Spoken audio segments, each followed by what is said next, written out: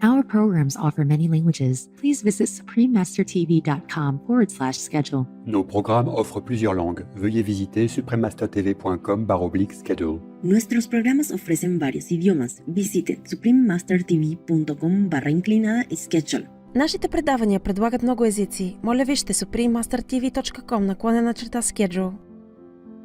Just for the mind, yeah? Otherwise, why? There's no need for language. Just like initiation, no need for language. Whatever we perceive by the soul is the best and is the true teaching, yeah. Please keep watching to find out more.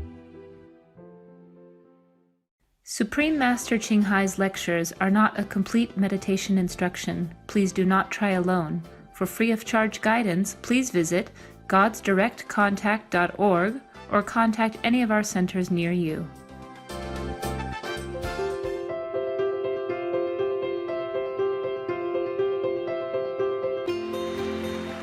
For decades, Supreme Master Ching Hai has illuminated our world with her divine teachings.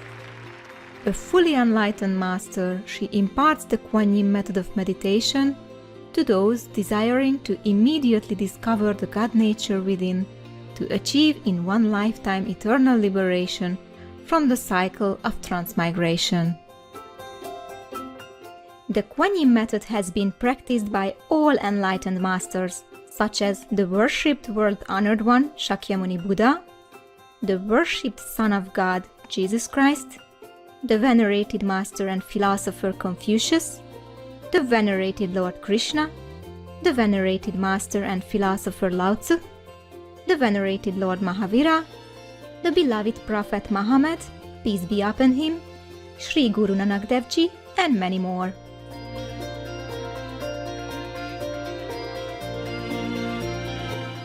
Supreme Master Ching Hai emphasizes that if we always remember God, render selfless service to others, and follow the laws of the universe, we will reach our highest potential as humans and truly understand our purpose on earth.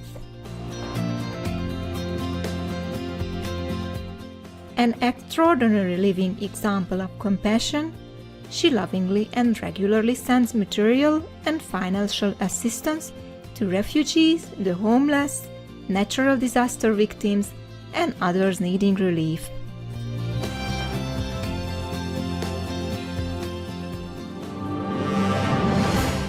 Supreme Master Ching Hai respectfully thanks all special individuals, organizations, leaders, and governments for all your genuine, loving, ongoing support. May Heaven bless you forevermore. We, the Supreme Master Ching Hai International Association members, are also sincerely grateful for your expressive kindness, wishing you the best. Supreme Master Ching Hai receives love and recognition from various organizations, media, governments, individuals, and many awards, such as the 2006 Gusi Peace Prize, considered the Nobel Peace Prize of the East, the World Spiritual Leadership Award in 1994, the Mahavir Award in 2008, February 22nd and October 25th, both proclaimed as the Supreme Master Ching Hai Day, an honorary citizen of the United States, etc., and has been honored throughout the years with numerous other awards and accolades for her outstanding philanthropic and humanitarian deeds.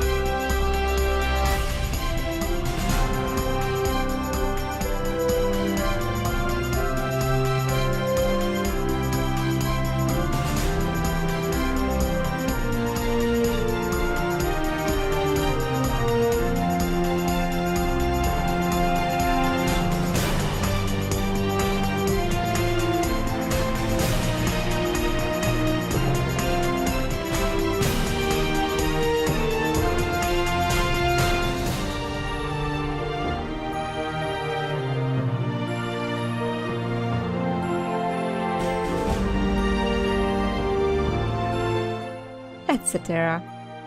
We apologize for not being able to show many other awards and honors for lack of space and time. Supreme Master Ching Hai respectfully thanks all special individuals, organizations, leaders, and governments for all your genuine, loving, ongoing support. May heaven bless you forevermore.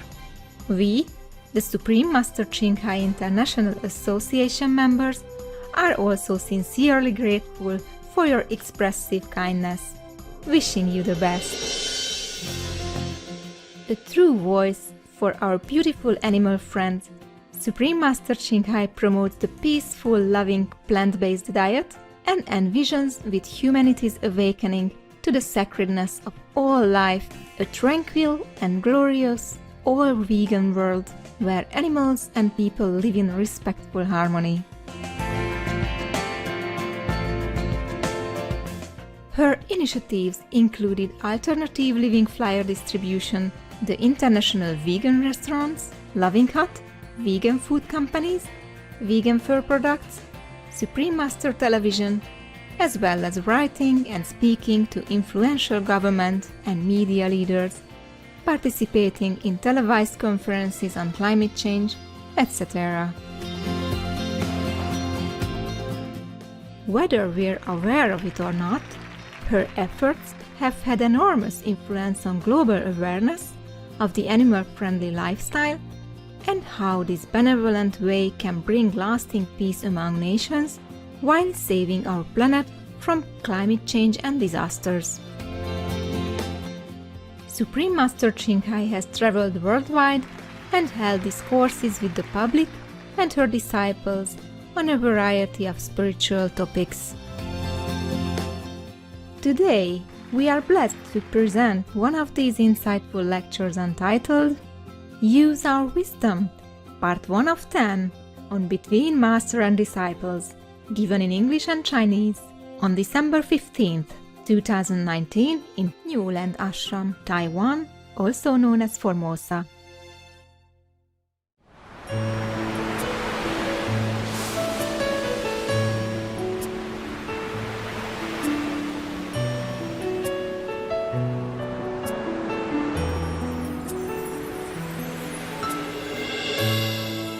Đại gia hảo.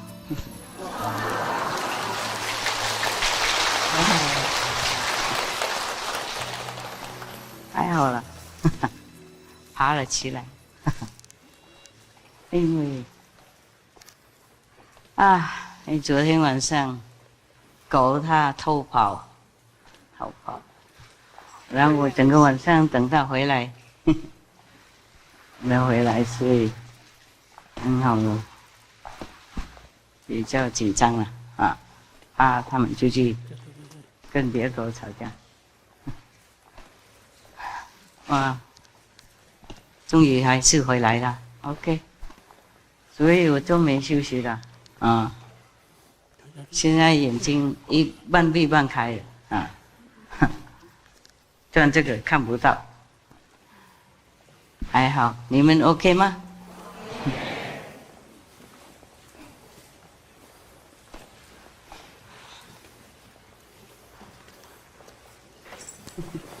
这样也可以做。哎，男孩子越来越小哈，太好了。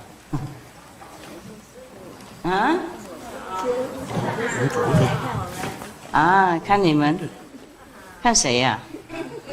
我来看他们啊，看你们啊，为什么要看你们？看他们不行吗？Yeah.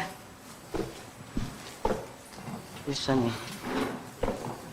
my shoe is broken again. One. Hey, hiya.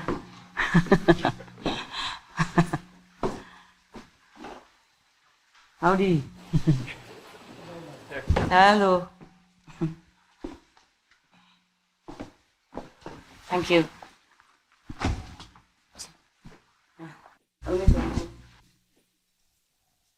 Yeah. 有什么事情吗？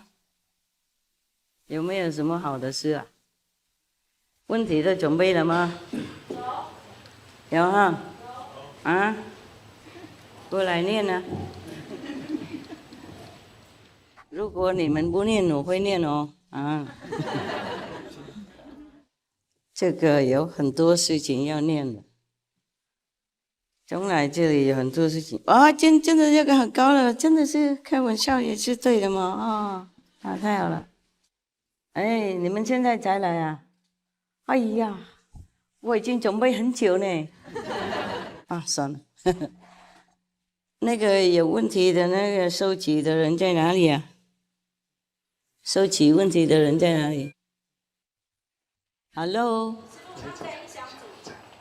好了，赶快带过来。什么组？他们在一小组会念出来。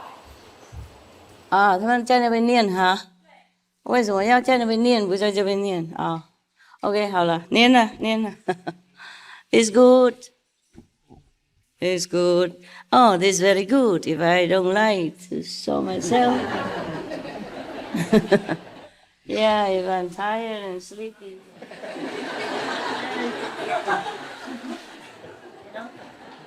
Just the right size. I think each one of you would find it very convenient. 念了。以前读佛经时，有读到有位古佛会再来救度众生，他的名字是无量光佛。有一次我去国父纪念馆听师父讲经，师父一出来发全身金色的光，我当时哭了，觉得我找到了释迦牟尼佛说的那位古佛。谢谢师父。怎么这么觉得哪？我身上有血吗？有没有写古佛？我是很摩登，有没有古什么佛？这个跟这个，我差不多呢，模仿我的呢very beautiful OK， 那恭喜，恭喜常去听经，会多看到古佛。不过我是很摩登有没有看到骨在哪里啊？骨头就有了，不过没有别的骨了。Yes, next one, please. 只有一个哈。还有一位。刚才那个是第一个站起来，就是看到古佛那个OK， 恭喜你了第二个什么事了？Yeah， 师父好。OK。3年前的一天。师父坐着太阳到我家，这是我师兄看到的，跟我说师父来了。第二天师兄就往生了，走的时候我看到有大莲花来接他，谢谢师父。不客气。先生走你这么高兴啊？口气都一点点都没有什么懊恼呢。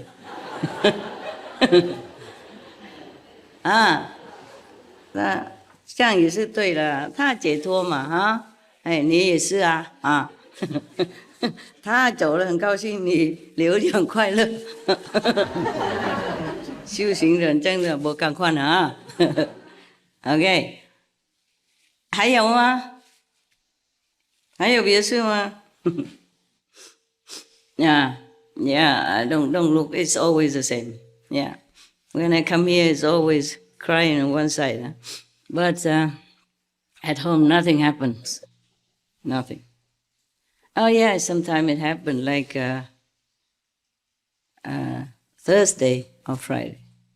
So there were 12 people coming, and I got such a terrible stomach pain. Yeah, 2 of the Vietnamese are sick. That's why. Are you getting better already, the Vietnamese?The 2 sick Vietnamese, are you better? If you're sick, you should not come here, you know.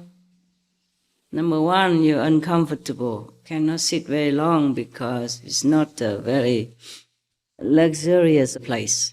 Not like holiday place. Number 2, if you're seriously sick, you might infect other people. That's not fair, They came here to enjoy, to feel better, not to get sickness from you. Even I got it last time. I mean, when I was in France, one of the sisters, she she got a flu, and then she passed it on to me as a loving gift. I say thank you so much. Yeah, it's just in the air, you know. After I told her, then she wore the mask, but she didn't wear before. When you sit together, you know, you touch this and that, and sometimes you meditate very well, and then you just on the neighbor, you know. Okay, next one, please. 啊？哇，问题也没有了。真的吗？全部开悟了。哇哦，那我在这里多干什么啊？啊，我是讲给那些无名的人听而已啊。既然那么开悟，我就回家睡觉啊。啊？什么 no no no？ 啊？你控制我生活啊？我不能走啊。Okay. Then what do? Sit here, wait for the meal time. It's another 4.5 hours then. Wow. How interesting. Is it okay? It is not too high, no? Can you see my beautiful stomach then? Yeah, since you want to see everything. You want to know everything, you want to hear everything. So it's a pity that it's covered, huh? So really, no question, huh? Wow. So you make me work again today? I was thinking, if you ask questions, then I can keep talking also, yeah? To answer your innermost quest, yeah. If I keep talking all the time, and sometimes also during my talk, your questions are also being answered, right? Yeah. Just that if you have something in your heart, you should ask. Huh? I know why you don't want to ask. Because you're scared. Very good. You learn fast. Yeah. Because if we sit here and listen to nonsense all the time, we're fed up also, you know? Huh? It's okay if Master speaks nonsense, but nobody else can. Did I ever say any nonsense stuff? A lot, huh? Yeah. Anyway, just for the mind, you know? Just for the mind, yeah? Otherwise, why? There's no need for language.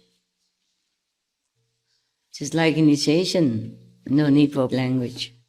Whatever we perceive by the soul is the best, and it's the true teaching, yeah.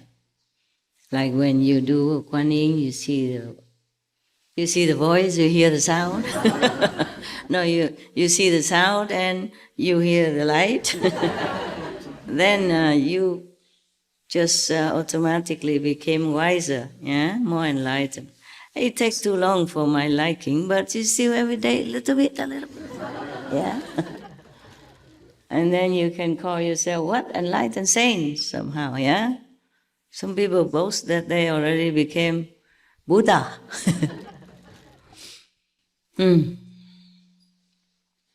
All right, then I have to read you a story, yeah?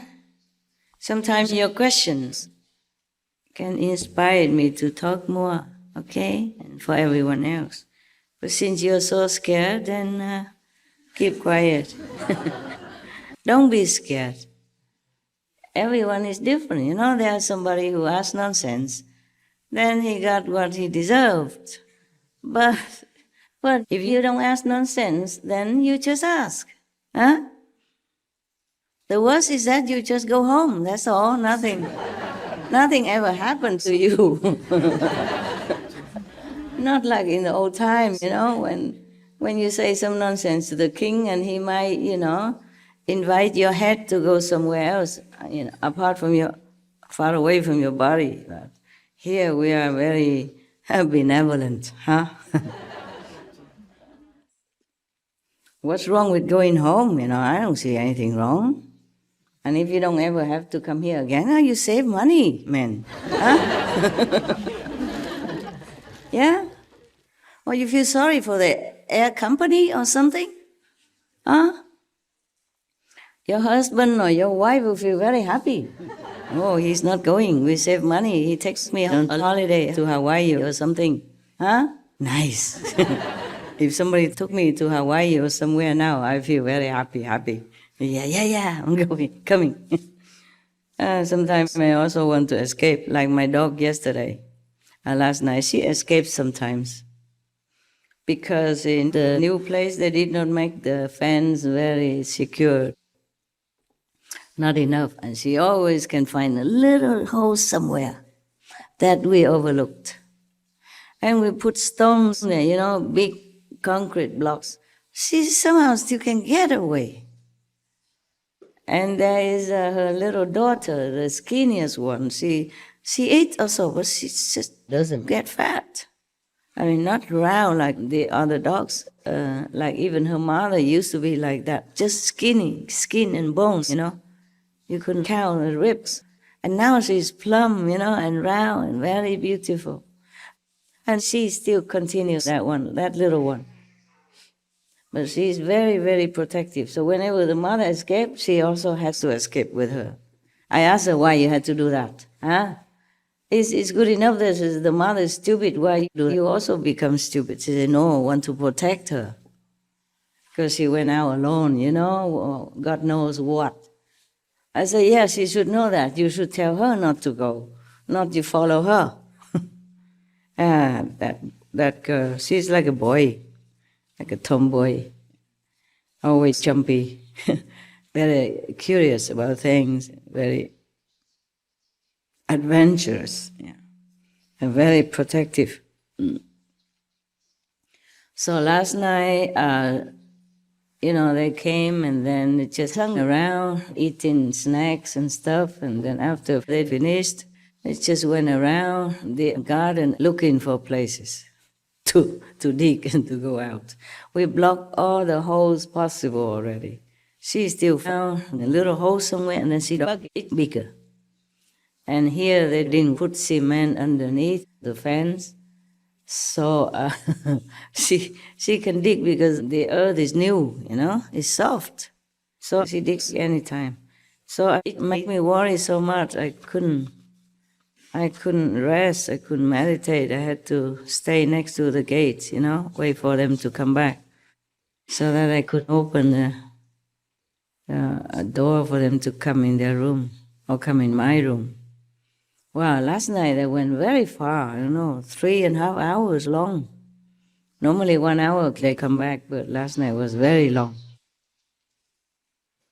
I worry they went out maybe fighting with other dogs, or other animals, stuff like that.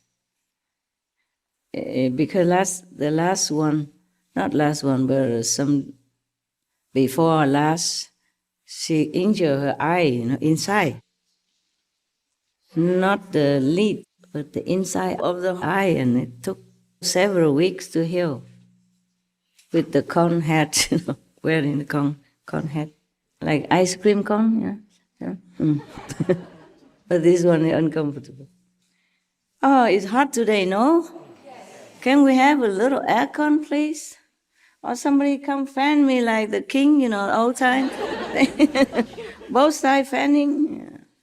I guess I have to do everything myself, even zip my own dress, wear my own shoes, and it's broken now. It didn't look broken before, it looked new. It's new. When I began to step right here on the threshold of the hall, immediately it's broken. It's laughing now at me. Yeah. You know why I have to wear high heels and dress up and all this? No? Why? Why? For people outside? Why? Not for people inside? Oh. Why? I think it's for the pupils so who they had an affinity with your clothing, or Huh? like people look at you, remind them of something. Is Maya something? Yes. That they see in their dream or vision. Huh? Oh, yeah. Really? I don't think so. They rather criticize, what kind of monk wears like that.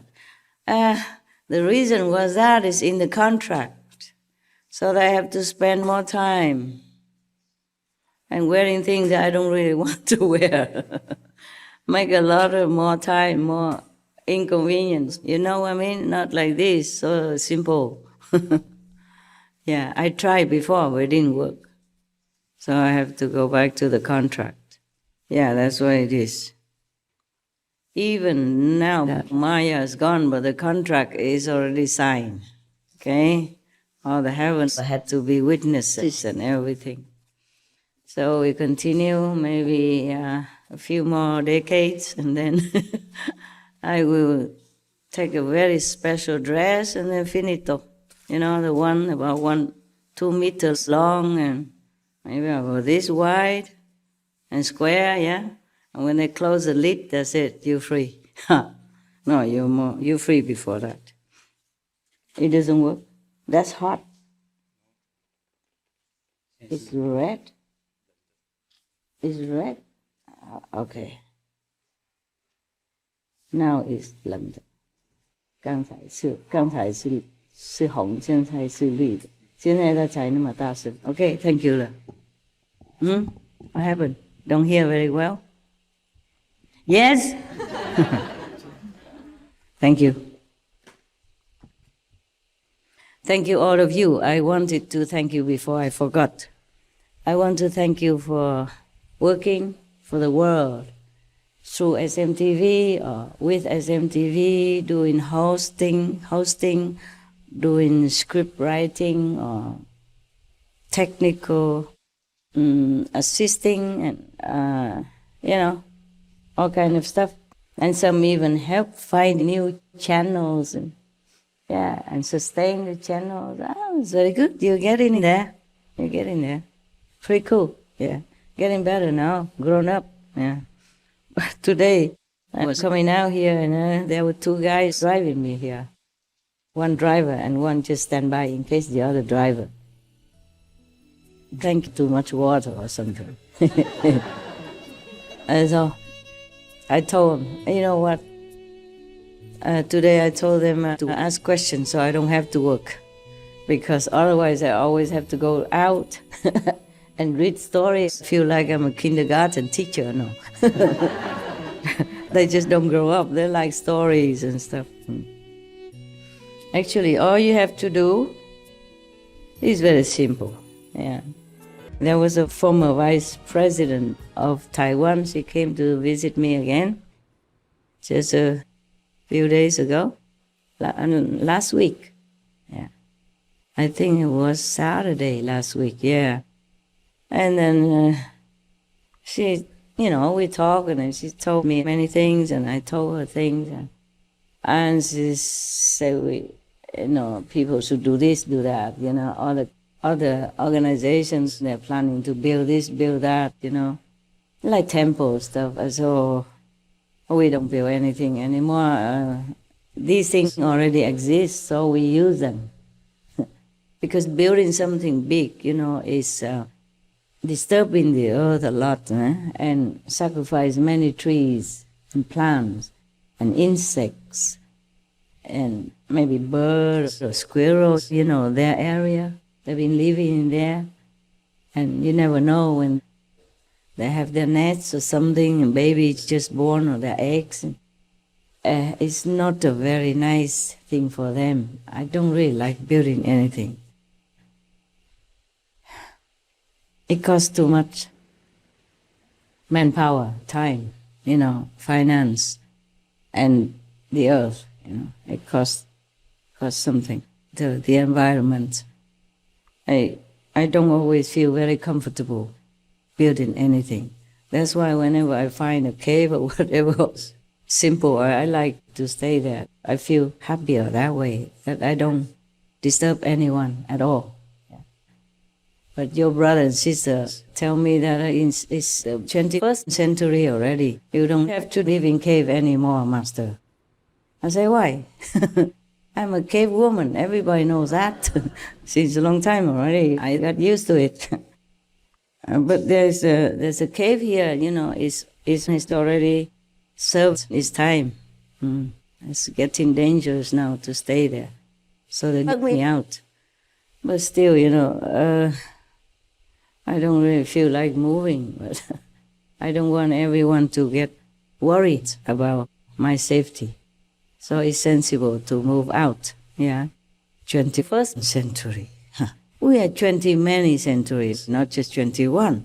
21 is counted since the Lord Jesus Christ only. Before that, we existed. Long time. Many civilizations came and went, yeah. Many masters came and went, yeah, either anonymously or recorded in history, yeah. So many. In the beginning, we came here from like the Brahman heavens. That was the beginning of humankind. We could fly. We had magical power. We could communicate telepathically with our ears. We could see thousands of miles away. And then we begin to taste this and that, and then we ate more solid food, and then we became more solid. That's why we cannot fly. And then we even begin to eat raw meat, kill other beings, lesser beings to eat.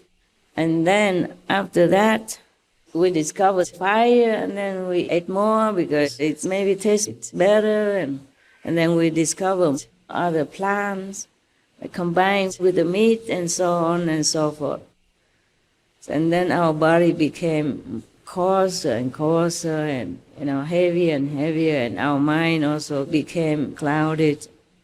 Our soul, because it's connected with the mind and the body, also feels dragged down.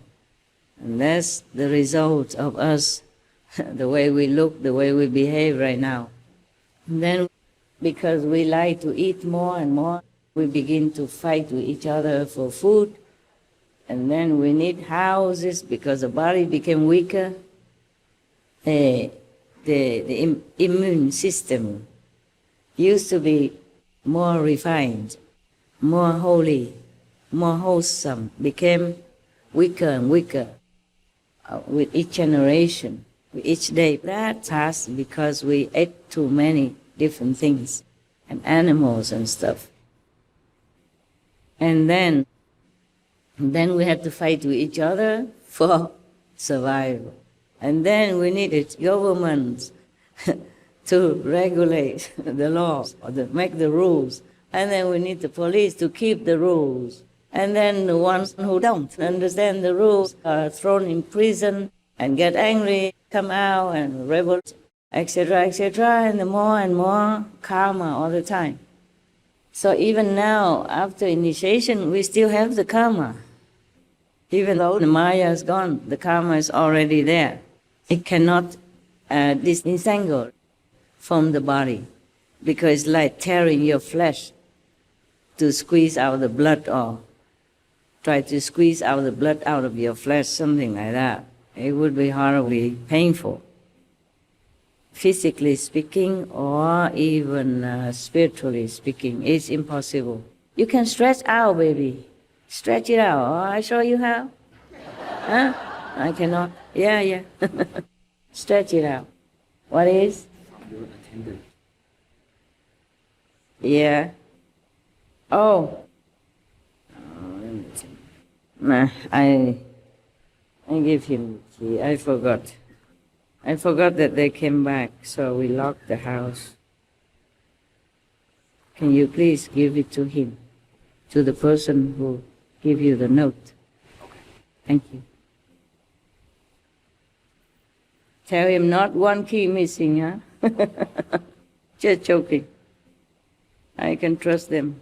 If they like to take my dress, then I will have excuse not to wear it anymore. It would be nice. That's the only valuable thing there. I don't think they want to.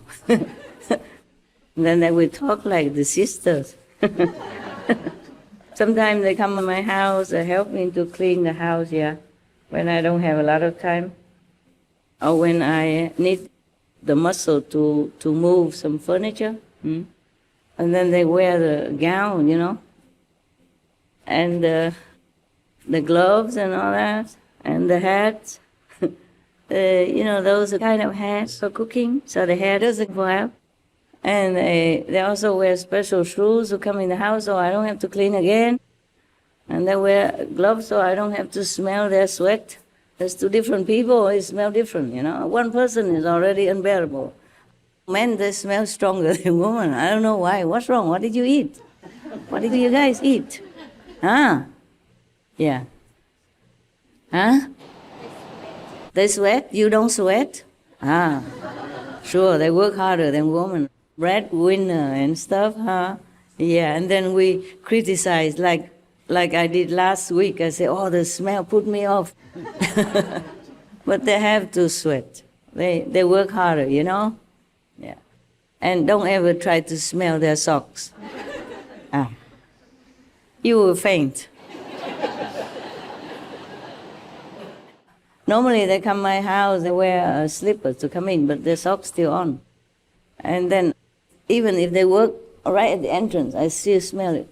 I said, did you change your socks today? I said, oh, sorry, master, no time, urgent to come here. Can you smell from there, master? I said, of course. Why do you think I live alone? Single, still. Yeah. They sweat so easily, huh? So they wear the gown, you know, like overalls. So they don't lean on my sofa or whatever, you know, their socks might touch something. Sometimes they forgot to bring their slippers, so I say, okay, never mind, just go in with socks, don't go in with the dirty shoes. And then it's okay, because the shoes sometimes muddy, you know. I go to public toilet and stuff like that, so they went in with the socks. 3 days after, I still smell it. If I have no time to clean, then I smell it for 3 days. It's not so strong, you know, but it's there. And I know it is, because it's not mine. Okay. Anyway, last week I was just being a little bit bad joker. Forgive me, yeah, guys. I do love you. Love and like are different things, okay? So I cannot just love and like at the same time. Or sometimes I can like but not love. It's very difficult to love and like together. Yeah, I don't know why. Don't ask me, huh? Okay? That's why I was wondering how you stay married so long. You know, I really admire you so much. I really, truly mean it. I really mean it, huh? Come on. Yeah, possible. And not just those who stay because children, huh? Or because together banking account or mortgage the same house, or it's a pity to leave this fancy car, you know. It's not that, but those who love, really love so much. Yeah. And then one time one of your brothers asked me, Master, you still feel like you love somebody? I said, what? I don't know what love is, really. I really don't. The way he asked about love, I don't know that love anymore. I love everyone, everything, every being. I don't know that kind of love. That's very narrow, actually. The moment you say you love somebody and he loves you back, it begins creeping in this possessiveness and anxiety, jealousy. Does he really love me? He loves me. He loves me not. She loves me. She loves me not. Yeah, don't know. Not sure. Why is he coming home late today? He loves me. He goes out. He goes with somebody. He doesn't go with somebody. Is he somewhere in a coffee alone? Maybe because we fight last night. Oh man. Okay. No end. Yeah? There is no end to all this story. It begins like that, even if you don't want to. Even the most loving couple, sometimes it's creeping in your mind, just to make trouble. The mind makes trouble. And woe to the man if he just side looks at another woman. Even if she's not pretty, you think she is. That is a problem. And even if another man doesn't look all that attractive, but the husband thinks, oh, why does she look at him? Or she just pretends to look in that direction, but she's looking at him, isn't she?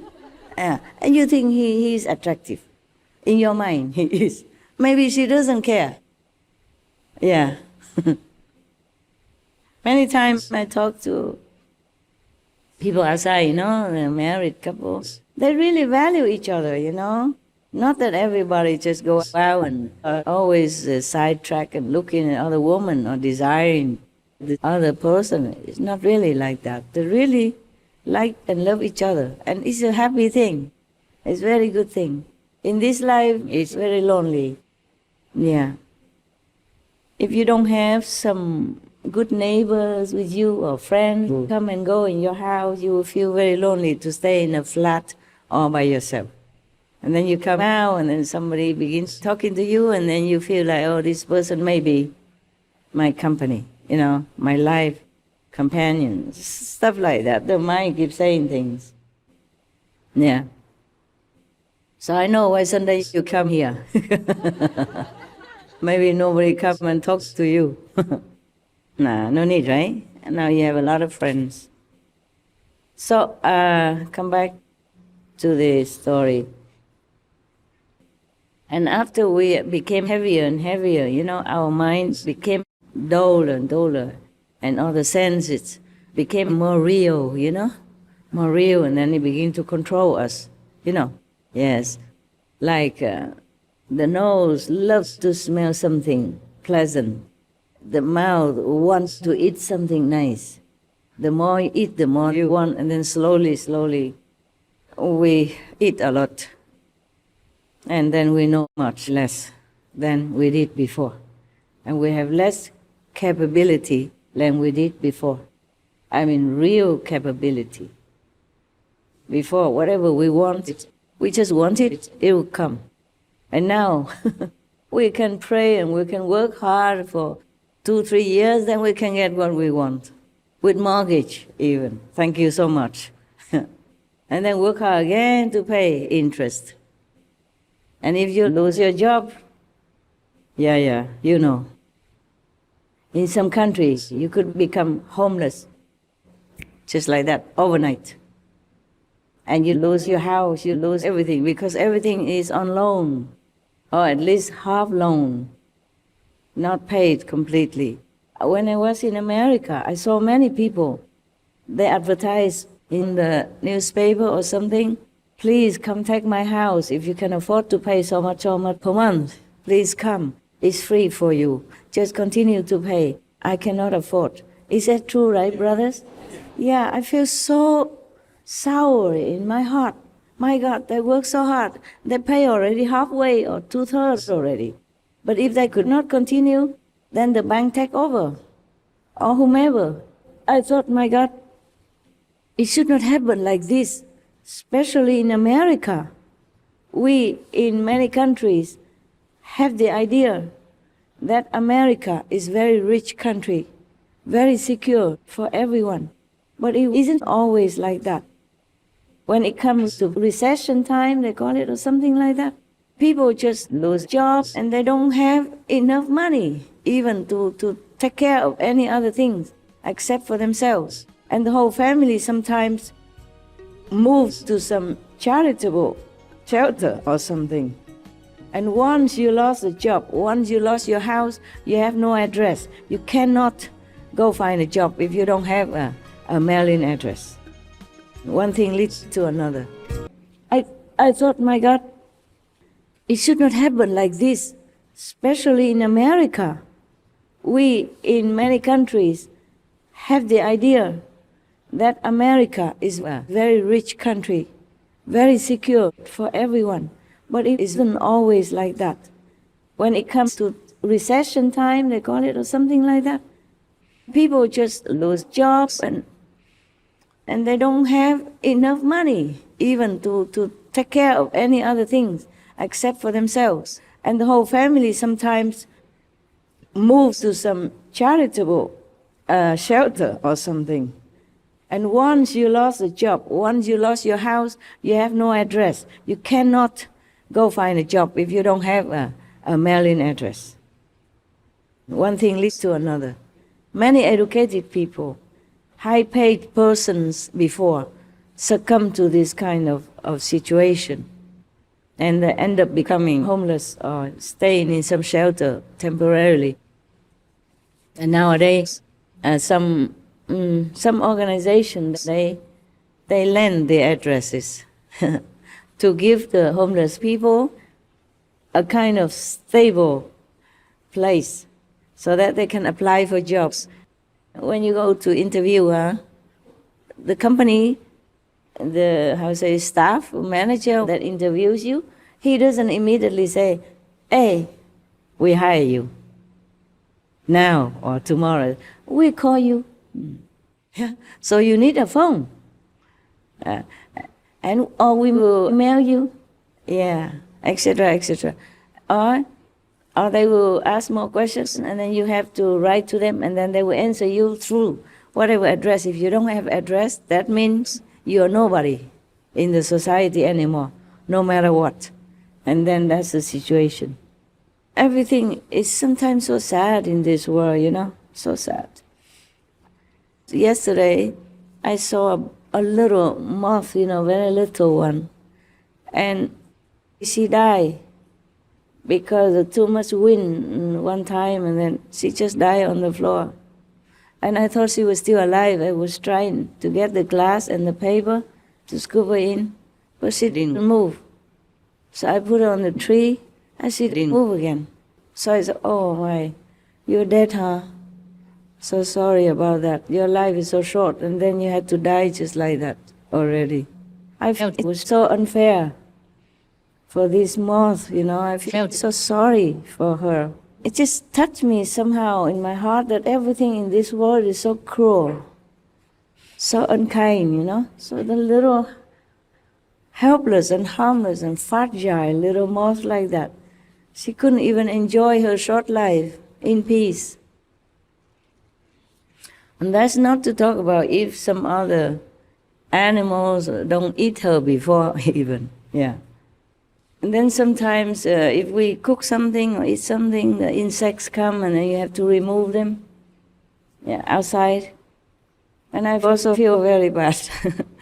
I feel, oh my God, even just to eat something, you have to fight with other beings, Not to talk about many insects die or get injured during the farming season, or off season, on season, after, before season.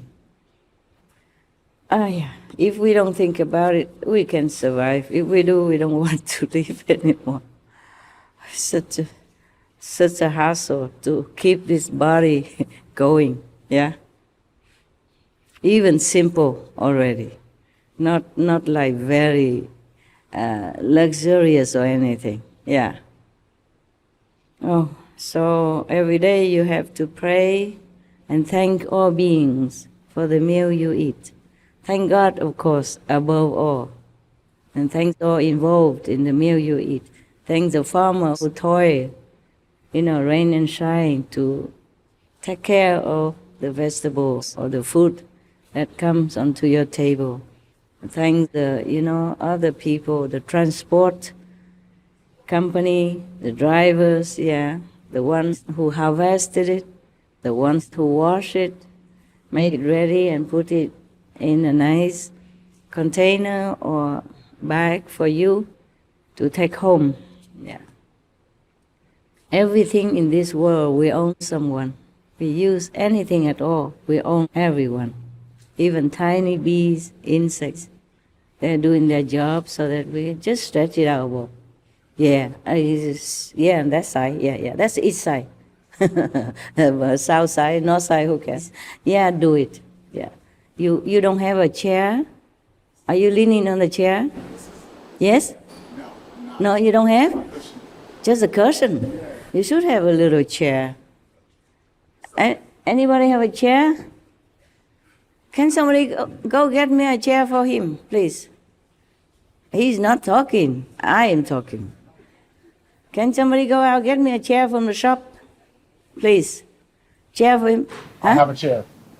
Never mind. Never mind. You sit, because when you go out now, you miss me. I think. Thank you, Master. I'm not sure, but no. Oh, okay, that one. Yeah, it's more comfy.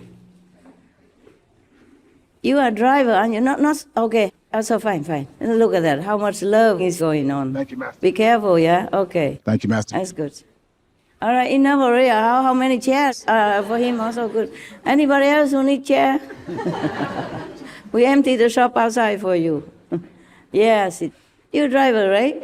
Yeah, so you drive all day, sit all day already. Now come here, have to sit again. Ah, so sorry. C'est la vie, you know, it's not fair anything. I told you already, just before. Nothing is fair in this world, huh? Okay. Huh?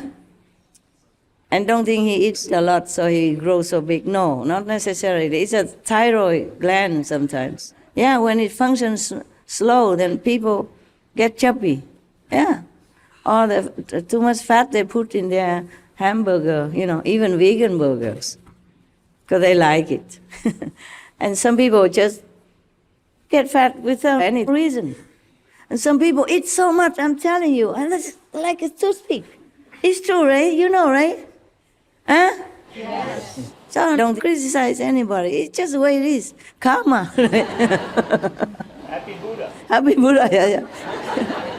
Yeah, you look like Maitreya. You need a little bit bigger, though, to compare with him. That's just a disciple size. He is like this. The stomach, you know, protruding out. So we created so many different karma, you know, like that. And even nowadays, after initiation, still have. You know, each one has different karma. And you must meditate well in order to minimize a little bit, okay? So Master can help you. Because if Master gives you too much power, you also cannot bear. If you clean the karma too quickly, you will have problems or you will die. Huh? Yeah. Different people create different karma. You know, I have people who help me, but they create different karma also. Or the people who come here with pure intentions to meditate and to see the Master and to, you know, elevate themselves. But they also bring different karma, you know. Like a few days ago, I suddenly had such a terrible pain. So I checked and I knew who was coming, and there were two people who were very sick, two Vietnamese people. I don't want to say who, okay, never mind, you know, okay? If you are very sick, you should not come here. Not come here with the intention of wanting Master to cure you. There are medicines, okay? There are doctors.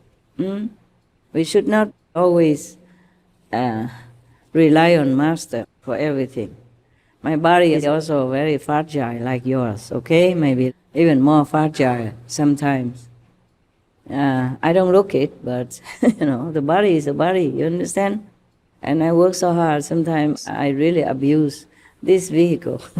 Just like if you drive your car and you don't really take care of it all the time. You don't change the oil, you don't have time, or you give a cheap gasoline, make him run, poor car, you know, etc., and you forget to pump in the air, or you don't have time, yeah. If you're very busy, and the car is also, you know, feeling its age, yeah. Or when the car is older, it doesn't go as fast as before, or you shouldn't go as fast as before, and many parts of the car have to be constantly maintained or changed. Yeah, the body is the same. But we neglect our body too badly, you know, I myself, truly. But I truly sometimes have no choice with the inside work, pressing, and the outside work pressing. And the dogs, they don't understand anything about my job, about my inside, outside. They say, they know you work day and night for the work. Yeah, they told me that, but they don't care. Always come sissy, sassy, one pet, one hugs, one snacks, and wants to stick around, don't want to go to their room. They fought tooth and nail with my new assistant just to stay behind. They don't want to go out of the gate. Fight with them, you know. Oh, really? So terrible. I feel so sorry for the new assistants. They harass them no end. I say, go now. And then, okay, I'm going. And then looking back, I'm really going? I say, you going? Oh, they play their game, you know, dogs. Yeah. Tell you. And then escape and all that stuff, you know. Only the mother, she is the wild one, because she was born in the wild and lived in the wild before she saw me. Before, nobody could ever touch her. Nobody could go near her even. Only after I got her babies, then she came knocking at my door. And a week or 10 days, I already could carry her on my shoulder, walking around, you know, showing off to the neighbors. I got her, see, got her. Because she became like a puppy, you know. She's also one puppy. Tough life, you know. She was so young and got pregnant because the wild dogs, you know. And she became also like one of the puppies. She's the most sissy sassy of all. I said, what, you're a mom, you know that? This is your baby stuff, not yours. Well, she doesn't care. She doesn't really realize that she's older than the baby. I just 1 year plus older. It doesn't make any difference to her. Yeah. Afterwards, she behaved just like a puppy, just because she was so used to living in the open. So now and then she tried to escape, and she's so good at escaping. Before, she could jump, you know. There are fans like that, you know, these kind of fans. She put her paws on it, climb up, 2 seconds, she's out. No, not even 2 seconds, 1 second. She's so fast. That's why I could never catch her before. I didn't want her to go out, not because I'm controlling, but I don't want her to go out eating garbage and then bring back, you know, bad germs and something for the little babies. Before, I scolded her a lot. But she tried, and then she opened windows and she bit the whole wall to try to get out. She bit the whole wall down, you know. I don't know how she didn't die, because it's painted. Even if you breathe in or you taste a little bit, you know, you would feel some effect. No, nothing. This girl, she's invisible. The whole body was all white, the nose, all the hairs are all white, and the ear hairs are all white, but the tongue white too. Nothing happened to her. I was worried sick, but nothing happened. The moment I'm not careful, she runs. If I open the door, she runs under our legs and out, not in 60 seconds, you know, not even 6 seconds, 6 nanoseconds. She's so fast, because she's so skinny before. Now she's still more chubby, but still skinny, so I escape so quick. She climbs so fast and jumps out. And sometimes she sees some tree nearby, you know, and she uses that tree, climbs up the tree and then near the fence, and she comes out like that. Oh my God, this girl, incredible. And she uses magic to break even the iron chain just to get out. A cat before, and because she likes to climb. Oh, maybe she was a cat. No, she's like a cat, but she climbs so fast. She is used to the wildlife, you know. She's street smart, so smart. Before, when we were in Thailand, we fenced everywhere, but we could never catch her. I hired everybody. And then one time, luckily, we used a big, like the big basket that you use for leaves in the garden. And then one Korean guy looked like he have affinity with her. He came in, you know, and just caught her like that. But 2 days later, she was gone again. Etc. I know, I don't talk about her. And last night, I was so tired looking for her. Everybody was looking. And to everybody else, I say, you go home and sleep. I wait for her. She will come back. You just don't know when. That's all. She'll come back. They always come back. Oh, maybe she was a cat. No, she's like a cat. But she climbs so fast. She's used to the wildlife, you know. She's street smart, so smart. Before, when we were in Thailand, we fenced everywhere, but we could never catch her. I hire everybody. Hire everybody. And then one time, luckily, we used the big basket that you use for leaves in the garden. And then one Korean guy looked like he had affinity with her. He came in, you know, he came in and just caught her like that. But 2 days later, she was gone again. Etc., etc. I know, I don't talk about her. And last night, I was so tired looking for her. Everybody was looking. And to everybody else, I say, oh, you go home, sleep. I wait for her. She will come back. You just don't know when. That's all. She'll come back. They always come back. They know where. I'm just worried in between something, you know, might happen. And that little skinny daughter of hers, she doesn't have that much energy. She's so skinny. No matter what she eat, I never see her stomach come out. I don't know. It gone immediately or something, dissipated. So I worry she might be exhausted, you know, in the middle of the street somewhere or in the forest here is very big. So we will not even know where to find her. I'm worried about her. I'm not worried about the mother. She's too clever. But I'm worried about the little one, you know, that have to trot along with her to protect her. My God. I say, you protect her? Look at you, huh? Look at her, huh? She's so chubby and good. In fact, you don't eat much. And you're so skinny like this. How you protect her? Say, don't ever go out again. I say many times. She said, okay. And then she forgot. You know, dogs, they forget in 10 minutes. That's what they say. Just like I gave her something to eat. And then she came back again a while later. I said, I just gave you something. Remember? No? No? Yeah, maybe they pretend. Yeah. We have to really meditate well in order to help the world, to help others. Otherwise, we could not even cover our own expenses. You understand? The contamination of the world, our own karma, our relatives and friends' karma, the food we eat, karma, everything in this world costs us something, yeah? I have many people, you know that. And you would think I have a lot of hard people, you know, hanging around me, ready to pick out my little pimple for me, scratching my back, yeah? No, I can't afford it, really. Because if I keep cleansing their karma every day, then I'm exhausted. I have no more time to do other things, yeah? When it's too close, you know? I'm too sensitive nowadays, more than before. Before, I wasn't this sensitive. I immediately sense it, you know? People bring different things.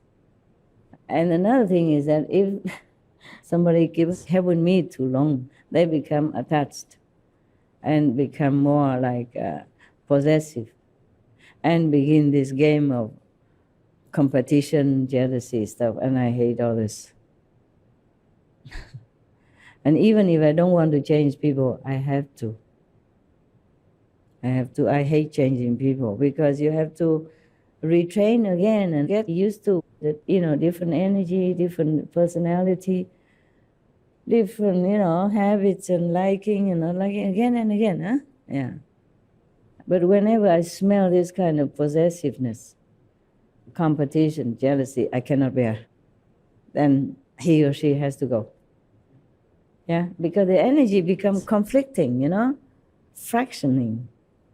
It's no good for me. I'm too sensitive. Sometimes I bear it as long as I can. But it's not always possible. That's why I don't have people living around me. Not nowadays anymore. I used to live with groups of people and I didn't feel anything much. Because at that time I also didn't have a lot of disciples anyway. Only some monks and nuns. And yesterday I saw some show that was showing something about our earlier time when I was still wearing monk's robes, having a free life. and free of money as well. I mean, nothing. Free of worry, free of mortgage, free of car insurance. But we were very happy, you know. I lived with a group of monks and nuns, and we camp anywhere. We drank anything, and nothing happened to us. And nowadays, I eat nice food and just have stomach ache sometimes, or headache, because maybe the cook is not good that day, not in a good mood that day, or somebody looked at the food before, or wishy-washy something. You understand? Or some people don't have good karma, not clean enough to cook that food. Yeah. So many times I have to leave many foods, return it, because I cannot eat that.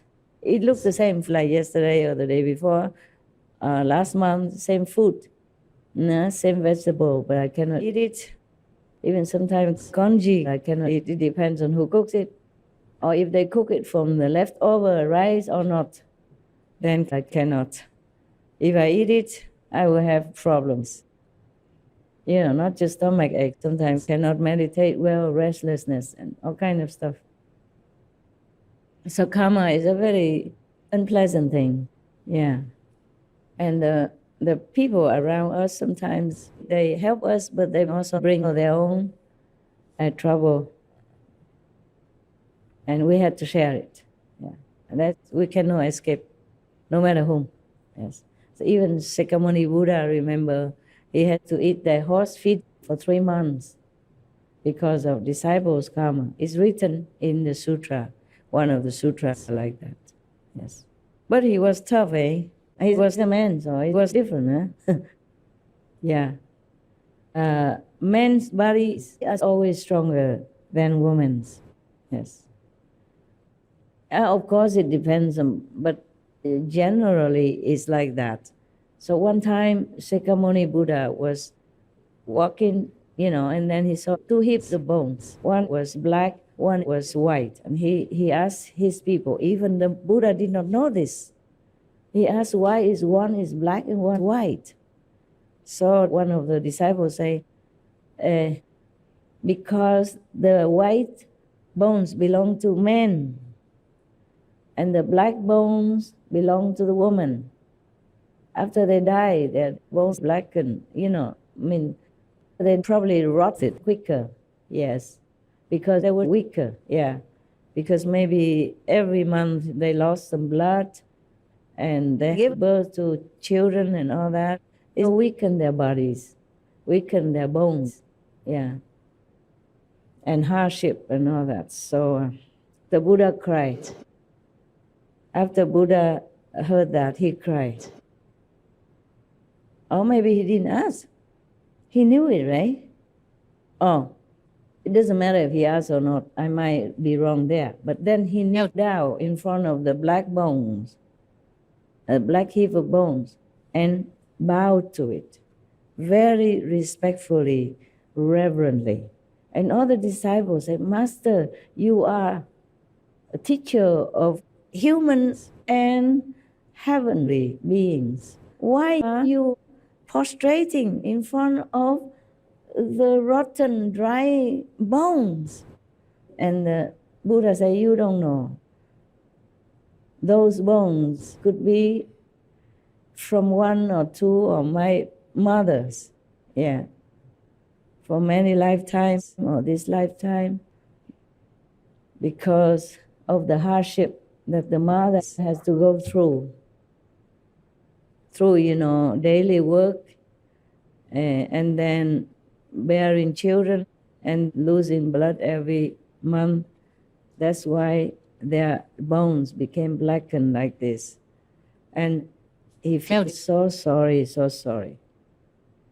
very, very sorry, and very compassionate for all the women in the world.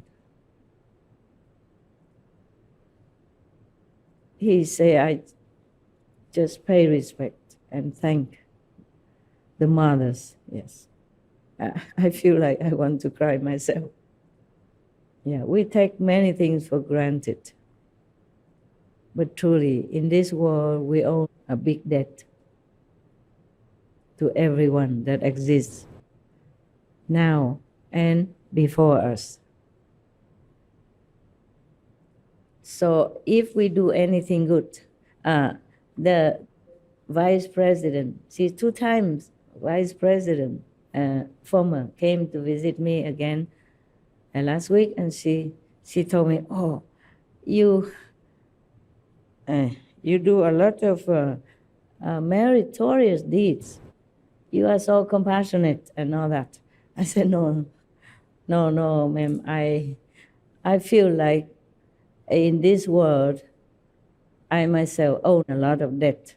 Everybody worked in order for me to grow up, to have food to eat, have clothes to wear, to have opportunity to study, to be literate, and to be able to understand many things. And monks and nuns, they're passing down the Buddha's teaching, Jesus' teaching, etc., something like that. So whatever I do, I feel like I'm just repaying their kindness. And I feel like God has given me this opportunity to repay their kindness, to spread love, that's all. I never feel like I'm doing any favor for anybody. And you should feel the same. I suggest you should. Okay? Yes. We are the doctors, the nurses, so that we have a good birth. Yeah?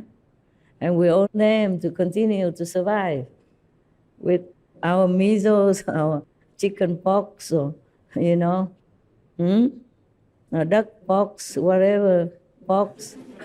Yeah? Yeah, if we had no doctors, no medicine, no nurses, we could not have survived until now. Yeah, not to talk about the food we eat, the shoes we wear, the clothes we dress, everything.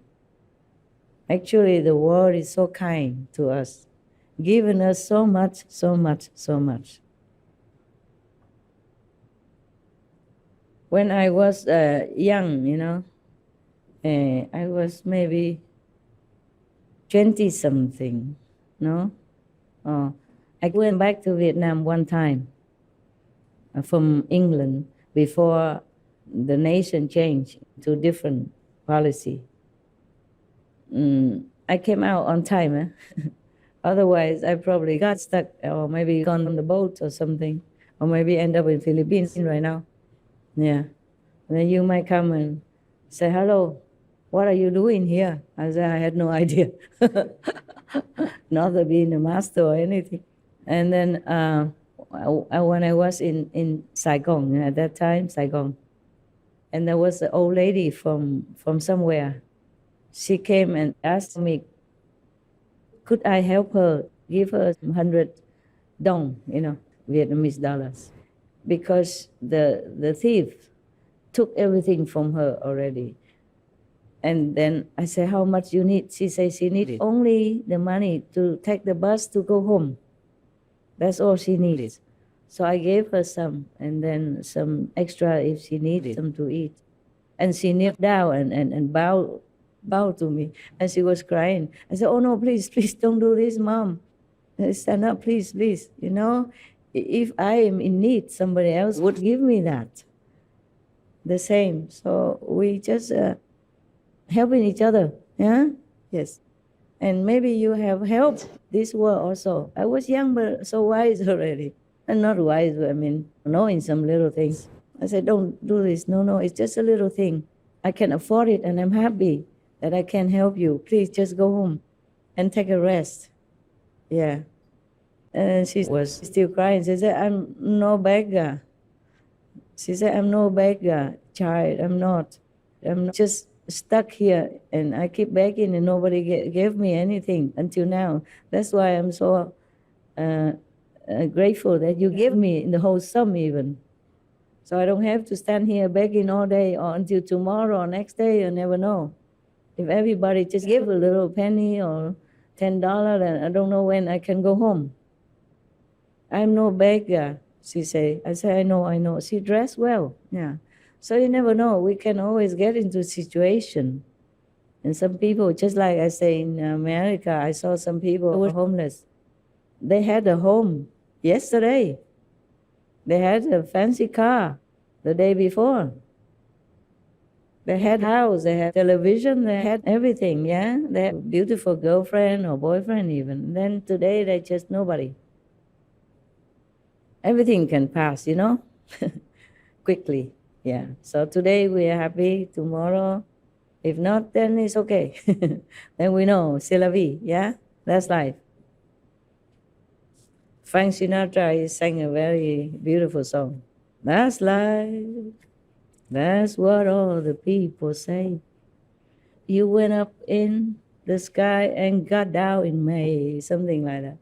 But I won't let that get me down. I pick myself up. What? I pick myself. Every time I fall down, I pick myself up. And go back to begin again, something like that. A very, very nice song. I used to know how, I remember, but now I forgot. You make me forget everything. Everything except just reading you stories, bedtime, or even not bedtime. And never enough even. Yeah, mealtime, you don't want to go to eat. Yeah, bedtime, you don't want to go to sleep.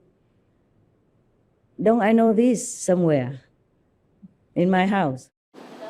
My dogs. Yeah, you're right. How you know everything? Ah, she knows everything.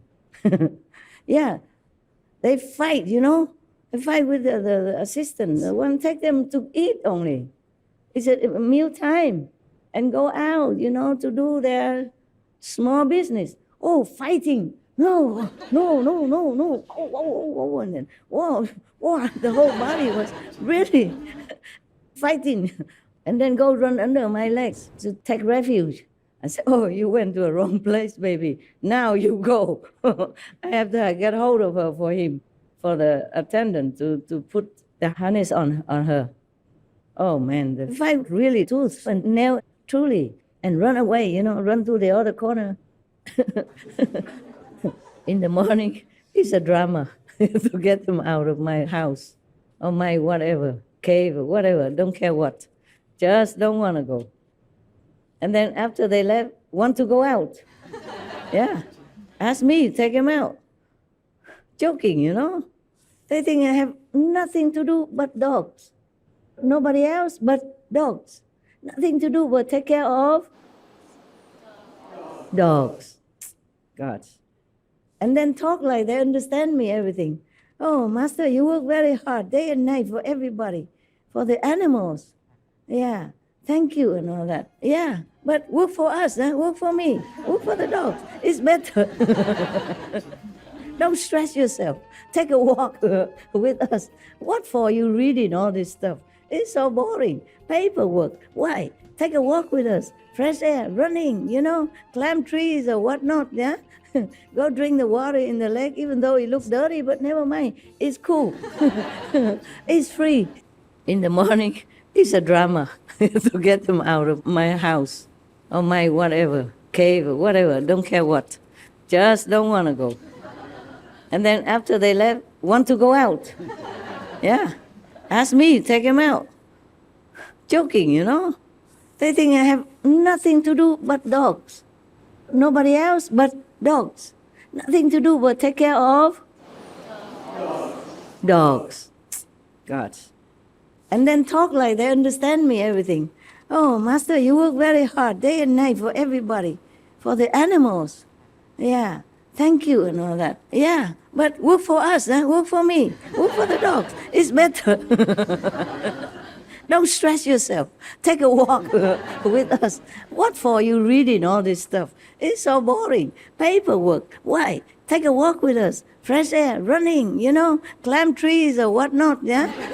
Go drink the water in the lake, even though it looks dirty, but never mind. It's cool. It's free. I say, I wish I could, really.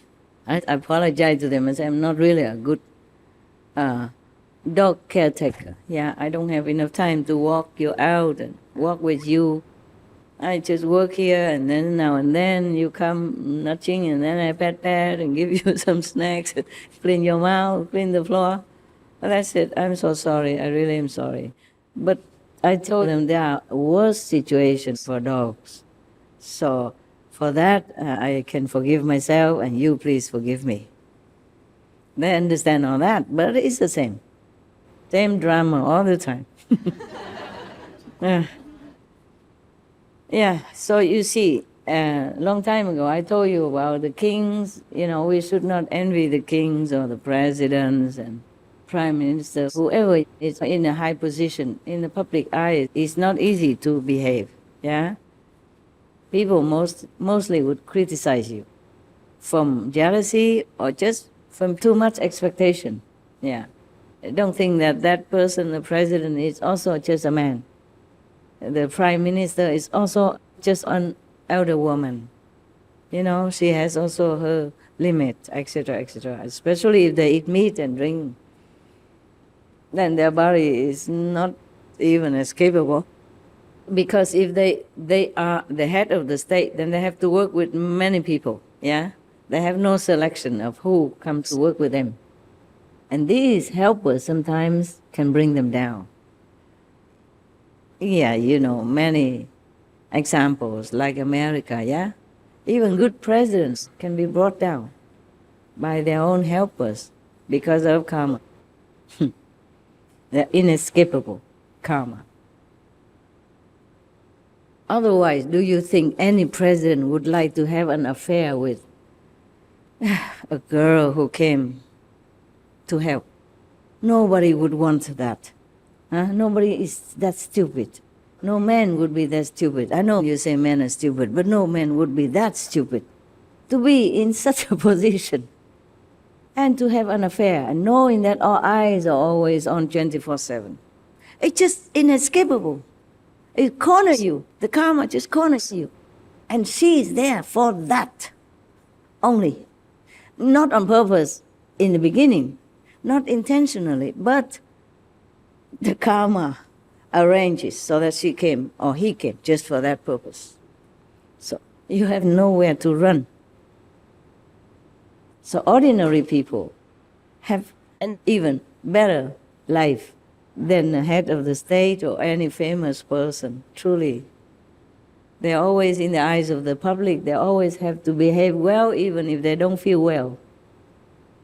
Yeah, it is another kind of prison, a prison. It's like that. Because everyone who comes brings different karma and affects you. Affects you. And because you're using them, they volunteer, they help you, you have to bear some of their karma as well. That's the give and take. It's fair like that.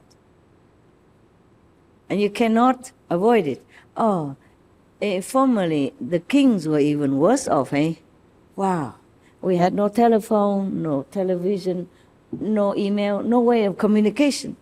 So the kings had to rely on thousands of all kinds of people in order to get the word across. And even then, if the feedback it came too slowly, so sometimes somebody's head's already chopped off before the king has enough time to clear the verdict or the innocence of the man or the woman. It happened. It was a joke. I'm not sure if it's a joke or not, but one time a king was playing chess with his, official or something. And then suddenly he needed to go to the bathroom. And then his eunuch asked, so what to do now? He asked his attendant or something to continue playing for him until he came back. So the attendant or eunuch asked, Your Majesty, what to do with this now? And then at the same time, another person came in and asked about the decision what to do with one of the prisoners waiting to be chopped up. So at that time, he just in the bathroom and he talked out, he said, just kill. Just kill it. And that's it, that guy's done. And when he came out, oh my God, no, we did not even hear what he had done or anything. And later, the king knew that he's innocent, but it's too late.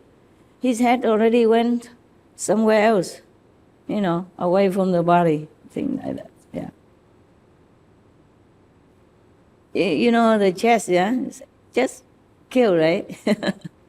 When you play chess, yeah, you attack or you kill, let's say you kill the king, And checkmate, right? Checkmate. Yeah, something like that. I used to play, I forgot now. Couldn't even talk to say the word. Long time. I think 3-4 decades ago. I play for fun. Yeah, I used to have time to even play chess. Imagine now, what do I do? Huh? Just can play with dogs and don't even have time. And they have to go and force me to play.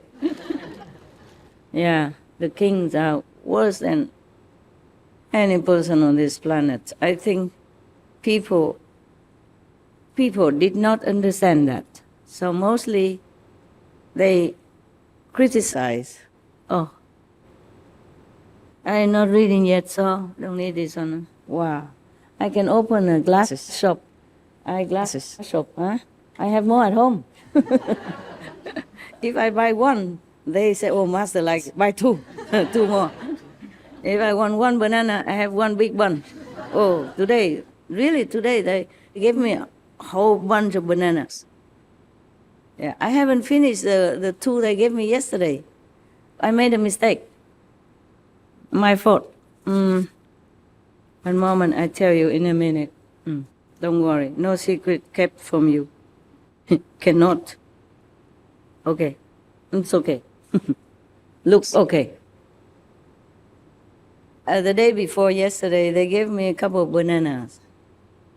You know, the ones that I like. So I ate one and I made a mistake. I returned the food left over, yeah, in the empty container, but I put the banana peels in it. That means master liked. She ate it. And that probably the last one. That's why she threw it in to let us know. Today I got the whole big one. This big. Ready, ripe to eat. How can one person eat so fast? Even if I want to. It's funny. Yeah.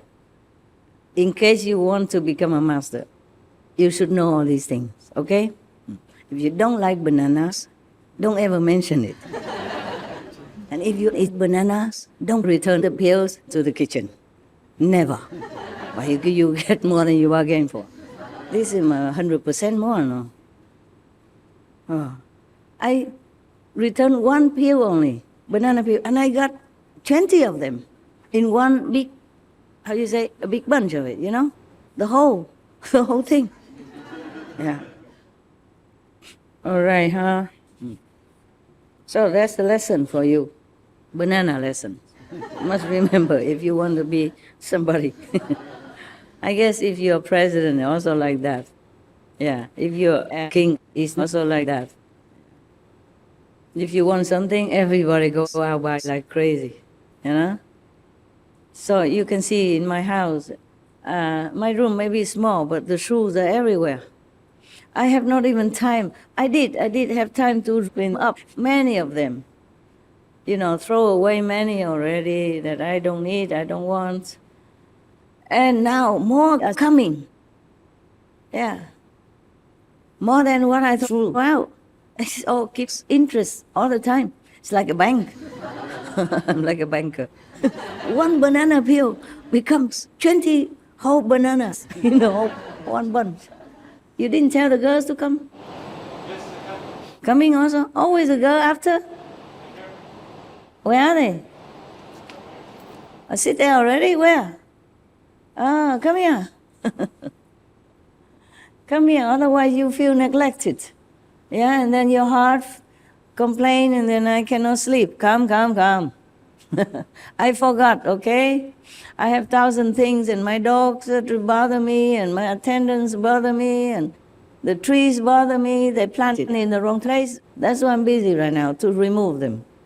They planted so next to my house, you know? Like in Sihu, if there's no door, you cannot get inside the house because everywhere are trees. Trees, it's so next to your window like this. And the trees are so nervous, they cannot grow bigger. Because if they grow bigger, my window will be crushed. Here is the same. Plant trees everywhere. My God. They plant so many trees to make a fence, yeah.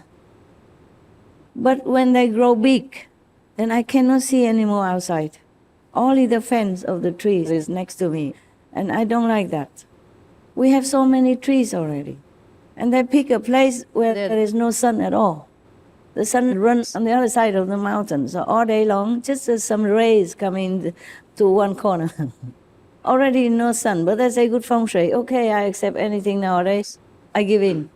I surrender because I can never win. I'm one person. And they are 1,000, you know, so many ideas, and the same with my shoes. I wish one day I could have more time to sort out the shoes again. Maybe we can sell them, including the glasses, yeah. And dresses that I don't need. It's not my taste and not my size. This one this morning, I had to even alter it a little bit. Otherwise, it become like this. It look like a mushroom.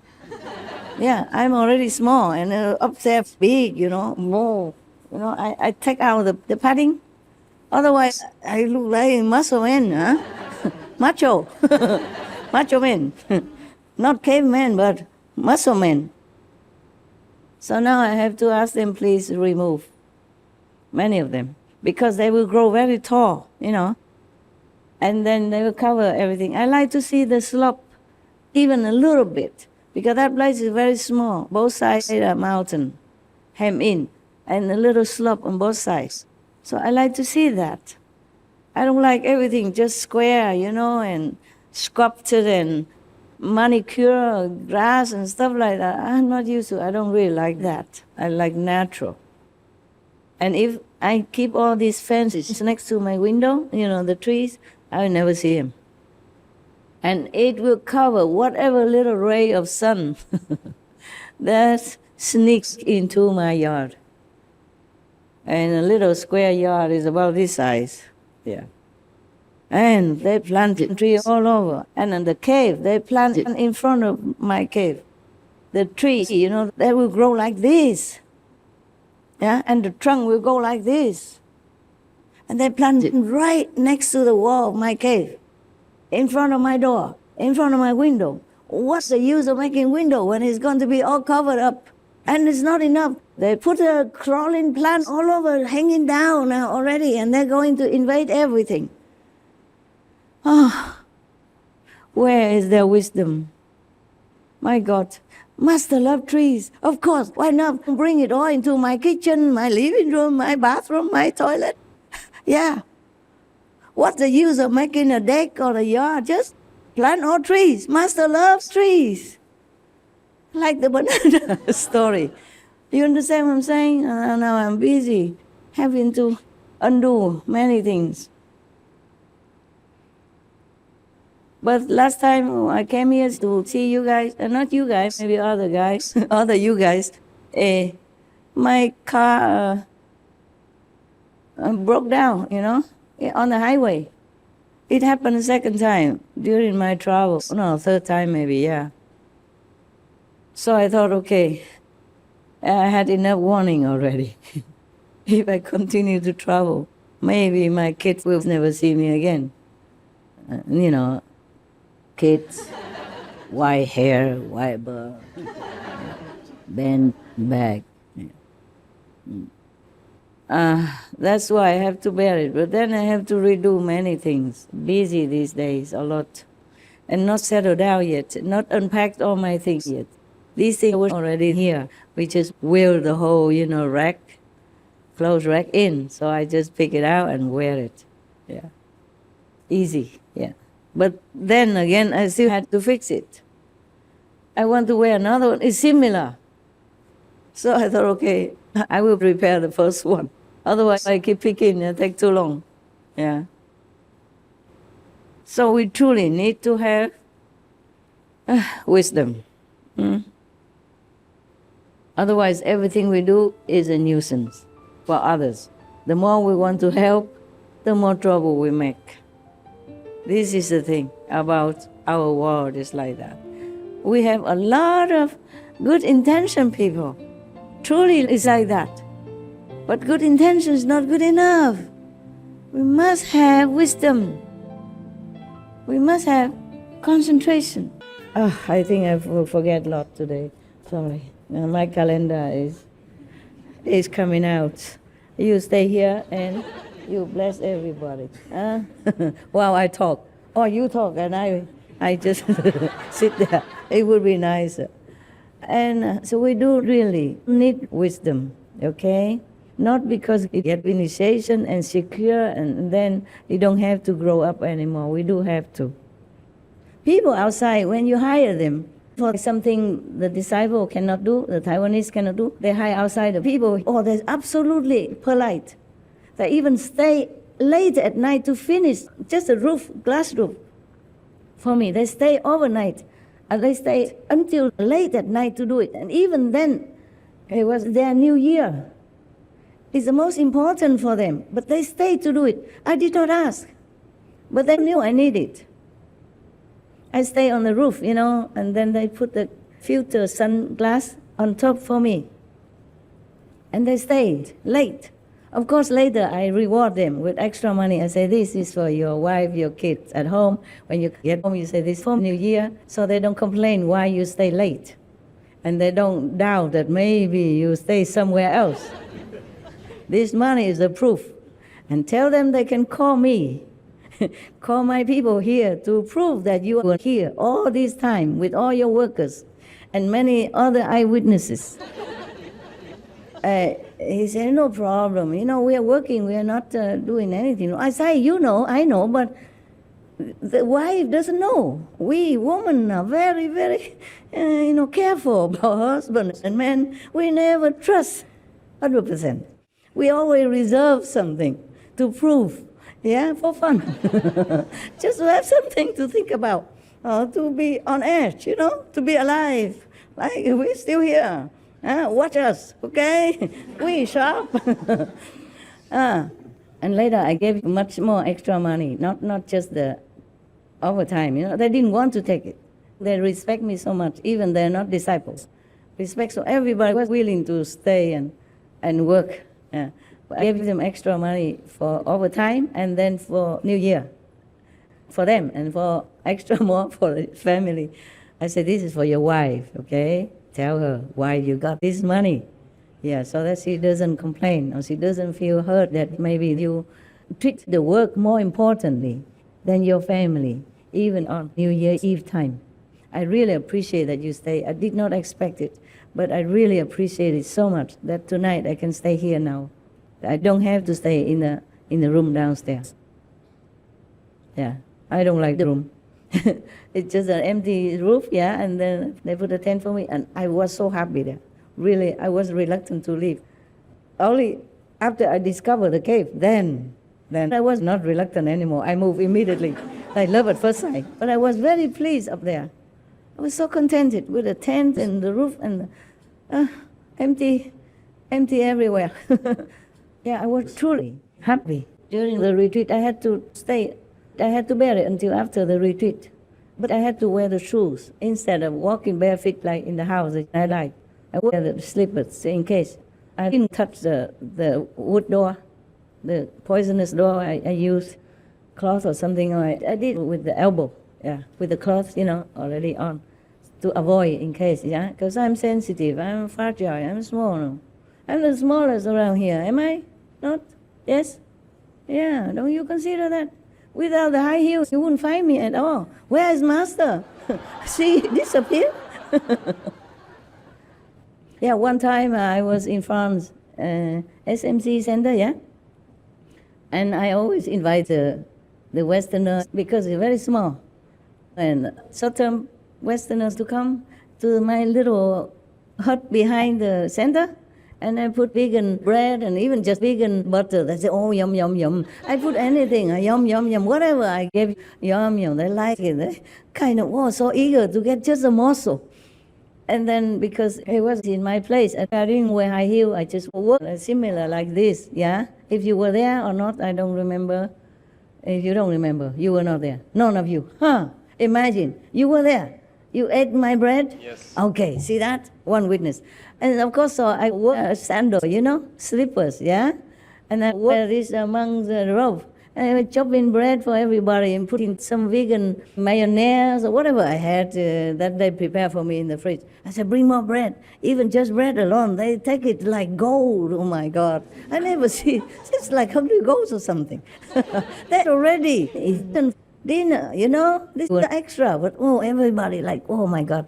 I thought I could open a shop and sell to disciples and I earn millions in no time, surely. They fight for it, you know, queuing outside, you know, and make me more famous, yeah.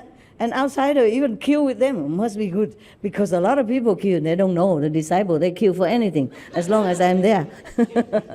They just queuing, you know. If I open a stinky tofu shop, oh, I'm sure you all will be standing there drooling all day long. Huh? Come back again and again, huh?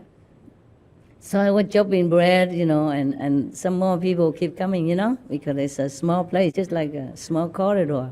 And I had a little hut, you know, maybe 2 by 1.5, something like that. Those storeroom that are ready-made, you buy and then you put there and you just stay. It's wonderful. I love this kind of arrangement.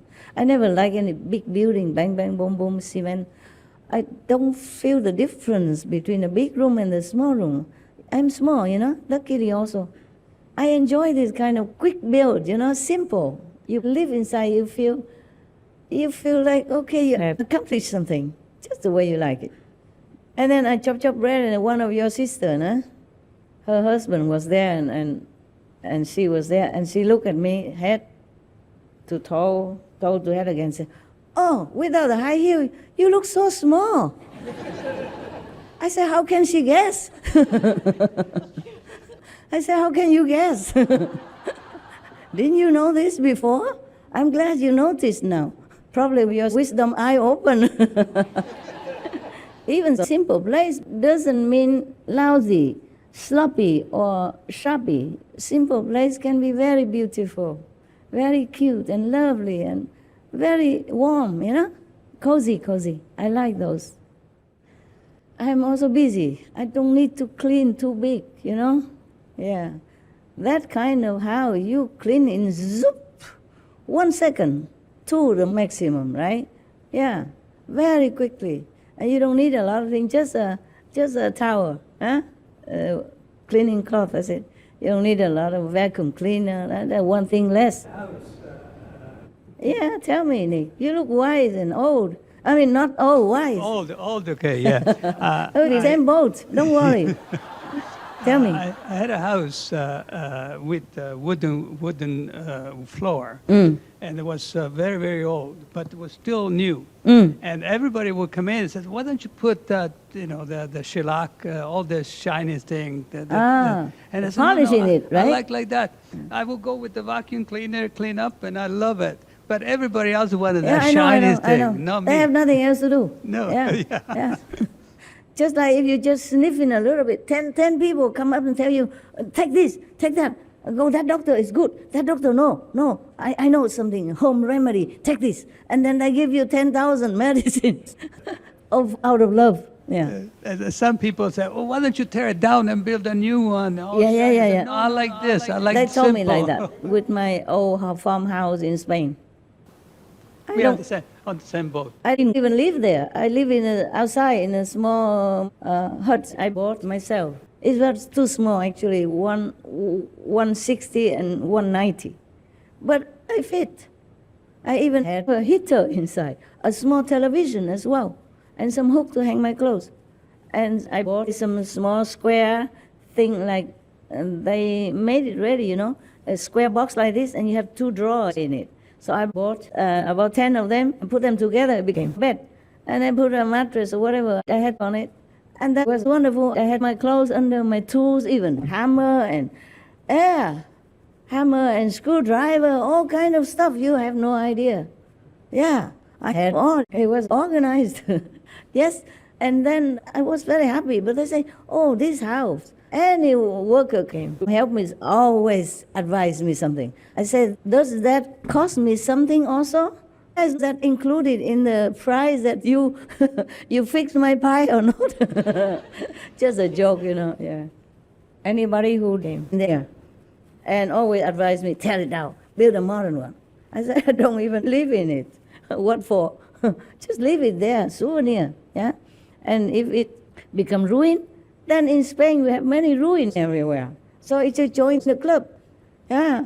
So what for do you take care of the things that you don't need and they're unnecessary? It's not even obliged by law. Yeah. But everybody who came. The guy who fixed the road a little bit, that house is too old already. I said, it's still livable, it's still standing. Yeah. You must build new one. I know a builder, very good, very fast, cheap. I said, no need cheap or expensive. I just don't need to. Later I was tired, so I said, okay, I think about it. Maybe. If I want, I call you, okay? Give me your phone number quickly. And then they're happy. Yeah. Call me, huh? Yeah, I'm always available for you. Oh, my God. And sometimes I didn't call them. They call me. Hey, your house? How about it now? I said, nothing. It's the same like before. You want to go have a look? Be welcome. Oh, man. I'm telling you, people don't understand. They're busy themselves for nothing. With too much trimming grass or, manicuring plants. Yeah, there are some manicure plant I'm going to remove also. Just like the fence, the plant they plant around the fence to keep it green or safe or whatever, when they grow thicker together. But I don't want it. If they grow very tall and I don't cut it, then it covers my view. If I let people cut it, I don't feel good. I don't want trees to be chopped and cut if truly not necessary. Pha lần tua tay kìa, chị qua xin này, thấy không? Hào rửa. Okay, huh? We can have aircon again. Yo.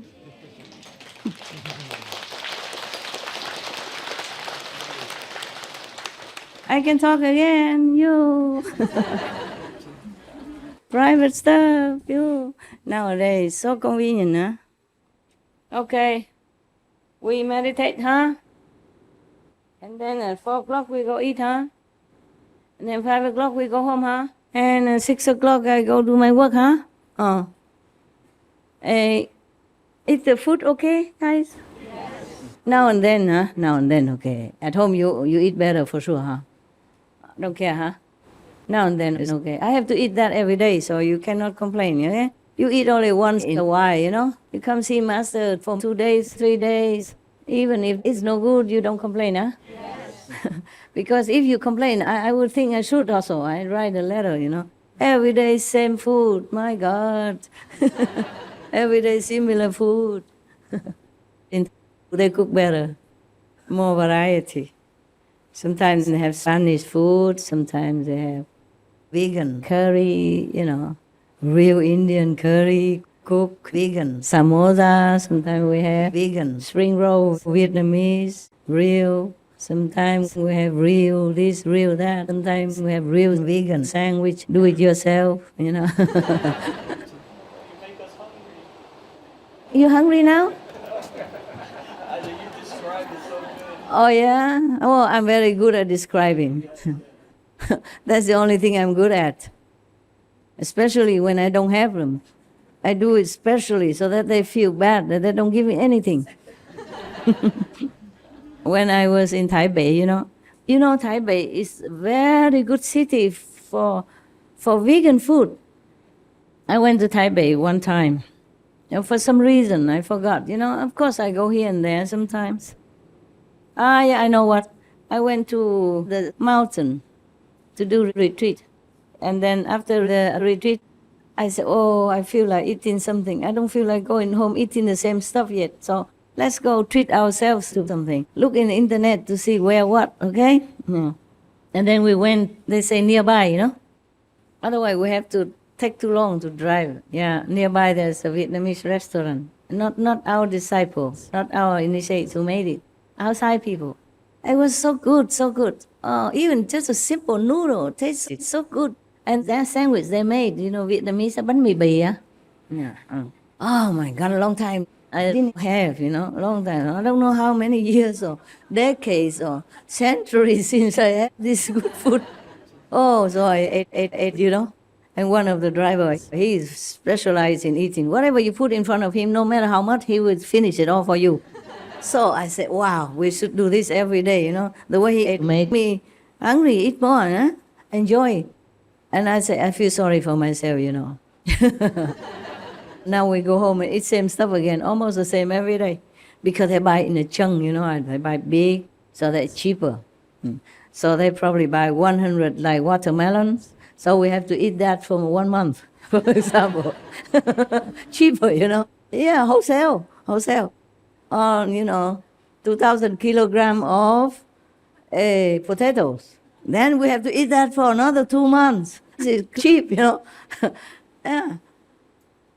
At least it's clean water over there. Yeah, and they buy big chunk, you know, big boxes of like cabbage, yeah? And then we have to demolish it in 2-3 months, or maybe 1 month minimum. And so on and so forth. So I don't even need to have magic power or go to the kitchen to check. I know what's going to be on my my table tonight. So I said, no, let's go eat something good. So we went and eat that Vietnamese food. So good, so good.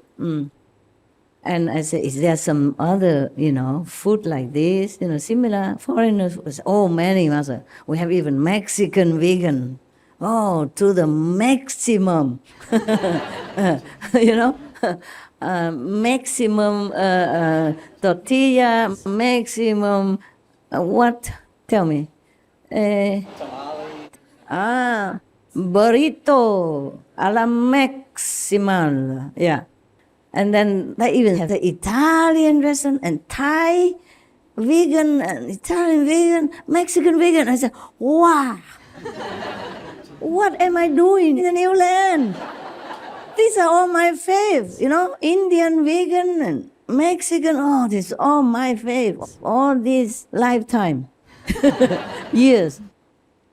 The problem is I have been around, you know, I travel a lot before, even during marriage time. So I have tasted all kinds of good food, nah? And now stuck here. I really feel sorry for myself that day. I say we have to make an excuse to go back to Taipei. You know, one by one we make friends with all these new people, you know, because they're the outsider also. They're so very, very friendly, but business friendly. Also, they're happy that we are vegan also, you know, ideal for them. They love the same ideal people, so they serve us, wow, special, everything, so good, so good. Because they know we're vegan. We say we're vegan, so make sure everything vegan. Yeah, we have only vegan here. Yeah, wonderful. No need to worry. The attendant brings food for me every day. Normally they put it out there, and then whenever I feel the time, I come out and get and bring it to my table. So yesterday I say, I'm sure it's the same again like yesterday, right? Is it more or less, Master? Yeah, except the potato. It's boiled instead of fry or whatever. Yeah, instead of boil. Boil whole instead of boil chop. So I said to him, hey, you think you miss food or not? You know, it's better than here. I say, yeah, a little bit more variety. I say, if you miss the food, you go, man. I'll go there to eat, okay? He said, no, Master, it's okay. You are here. I am here. I won't go just for food. I said, really? Wow, that's the touchy-feely. Oh, good. I said, yeah, of course. If I can eat, you can, right? He said, okay, no problem. He said, oh, for me, no problem. For him, huh? He said, 无所谓, meaning it doesn't matter. It's equal to him. I don't think he tells 100% truth, but it's okay. He didn't want to make me feel bad. Huh? I think I should move to Taipei, you know. Why should I stay here, huh? I can move all of you also. We rent a hotel or something, you pay, I eat. Huh? Yeah. We are not many, we're about 100 people sometimes. We can book one whole hotel all year round, yeah? And today we go to Indian, tomorrow we go to Mexican, next day Italian, and the other day Vietnamese, and the other Korean even, they have Korean vegan. All kinds. And other days, Sunday we go where? Thai vegan, yeah, wow. Yeah, you're right, I'm hungry too now. It has an effect, I'm telling you. Yeah, you're happy already. No need to make exaggeration. We're happy to see you like that already. No need to please us any further. Yeah, we wish you to develop, but not exaggerate, huh? Yeah, because then we have to carry you now. We have to wheel you in the hall, huh? Yeah, we have some wheelchairs, can do. I wheel my foot because I put it on the tray and then I put it on the wheeling table. Like I cannot carry all that, yeah. Actually, they give a lot, The portion is a lot. Just that this is like for public kitchen. I sometimes cannot eat. I return almost the same. I do think of this Vietnamese and Mexican and Korean and Italian and whatnot. What else? Thai and Indian. Oh, all kinds of my favorites. My God. The lucky Thai Bay people. Huh?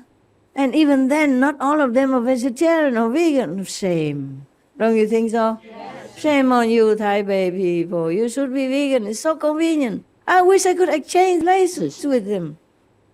Then I do nothing. Don't have to be master. Don't have to sit here drooling about all kinds of food.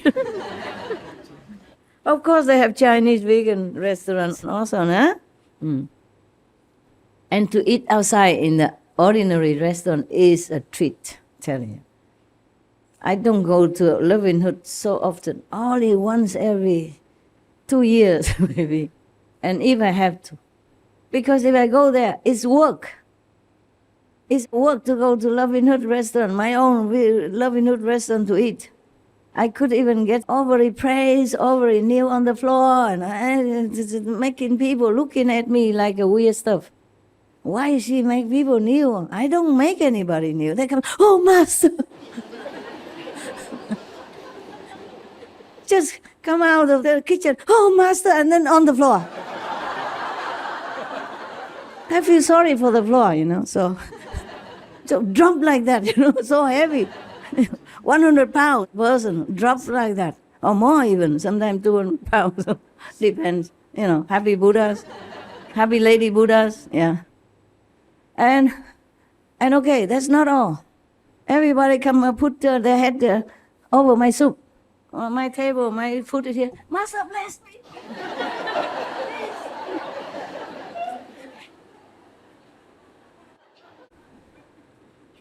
Surely my soup won't taste the same. Now you laugh? Why it takes so long? Translation. And wait until the Korean and the Vietnamese laughing. Then we finished. You finished laughing? Yeah? There are more to come. But I forgot. Yeah. They treat you equally, They don't come and make trouble. Some know it, but they just say, And then I know. Then I don't say anything. I pretend they don't know, and they pretend they don't know me. Until I pay, After I pay, they say, where do you live? Are you the... I say, oh, look the same, look similar, right? They say, you are not?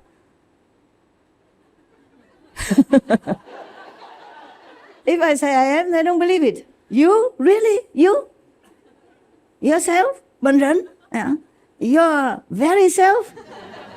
I say, yeah, you asked me. So I have to say the truth. Oh, photograph, please. And then the whole restaurant come out. Well, at least they wait until I enjoy my dinner. And don't put their head over my soup or my salad or whatnot. Sometimes they don't know until the end, Somehow they find out. When I come to pay, and then they look close up, Huh?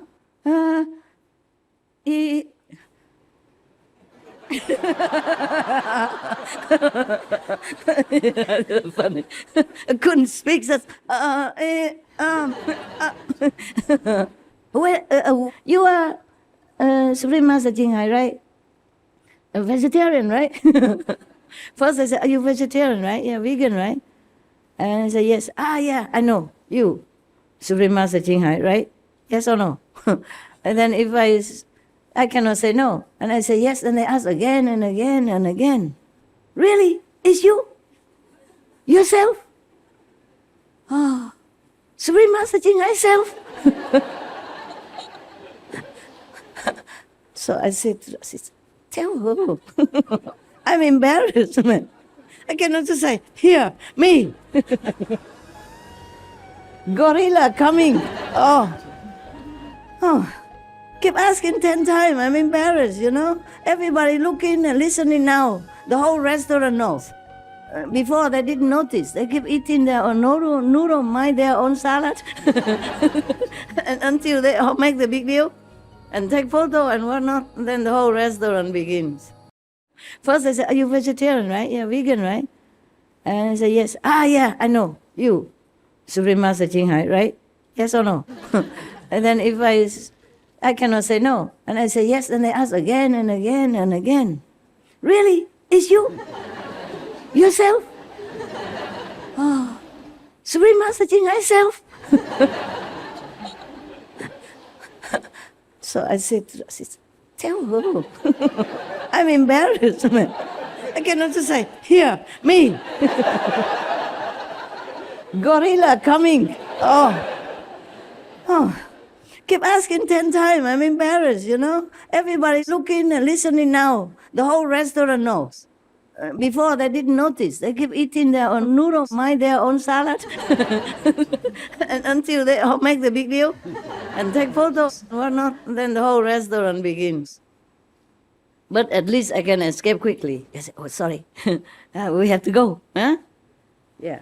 But not like in our restaurant. From the beginning to the end, I just sit there like a theater, you know, for people to watch. And even if the customers did not notice, the disciples make them. My master here, come and look, blessing, you know. Oh, blessing. Can I even eat my soup in peace and then blessing maybe later? Oh, how can I sit there and eat? You understand me? I just feel shy, you know. Everybody see if the noodle fall out or not. Or whether or not it's different when the Supreme Master Ching Hai eats the salad. Does it stick on her teeth or not? Because everybody else has that. Does she? Because she's the Supreme Master, maybe she eats differently. And then that's it. That's it. I can never finish my noodles. Yeah, understand? Because I keep talking, I come and ask questions. I cannot eat. I might get strangled inside. By answering, then the noodle might strangle me inside, you know. Or the joke, you know. Sorry, get the fuck. Water, please, water. Oh, man. So, in case you want to be a master, you should be put off by now. All the stories I told you. Normally, if I eat alone, if they don't make noise, then nobody notice, you know? They also talk with their relatives and friends. They enjoy their noodles, eat their salad.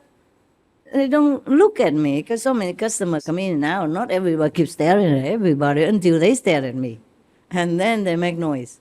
Then invite everybody to come and look at me for blessing, you know that? Just really poor master, you know, like prisoner, can't go anywhere. I'm so lazy to go out because of that. I don't know where to go.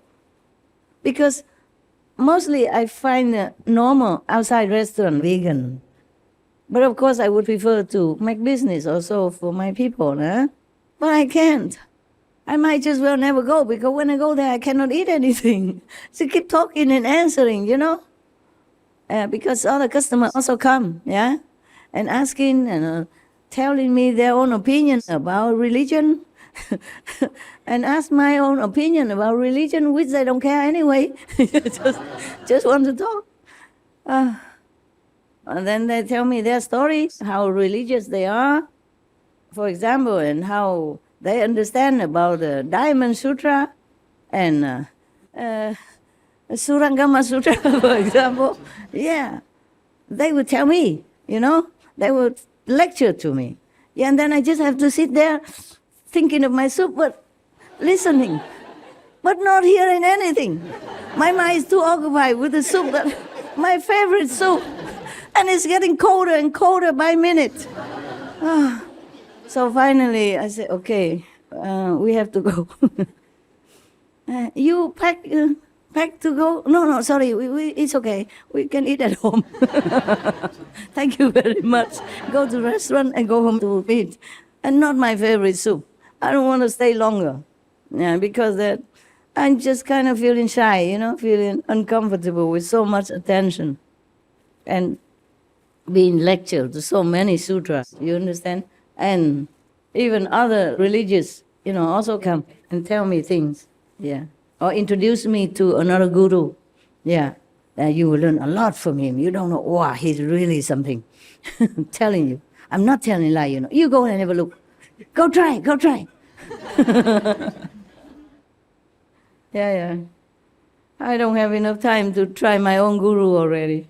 I have to do a lot of work. Nobody thinks I have no time. Because I go eat at the restaurant, they think I do that every day, enjoying stuff. They don't know I've been meditating for 1 week long already, or 2 weeks, and haven't eaten this kind of soup for long years. Because not every Vietnamese restaurant cooks the same food that I like, and different people cook differently. Understand? Yeah. So, anyway, I give up. Even the normal people, normal restaurants, they will recognize. But at least they don't put their head over my soup and let me eat first, sometimes. So sometimes we just buy it and go in the car and eat, enjoy freedom, fresh air. It's not too bad, See another car passing by and hello, hello. Because we park the car on the roadside and just nosing in the soup, so they will think, be curious a little bit. Hello? So we say, hello. Hello? Hello? It's fun to eat on the street sometimes. You make a lot of friends. Yeah. Okay. I am thinking to move to Taipei. What do you think? Huh? Can you afford? How? Can you afford it?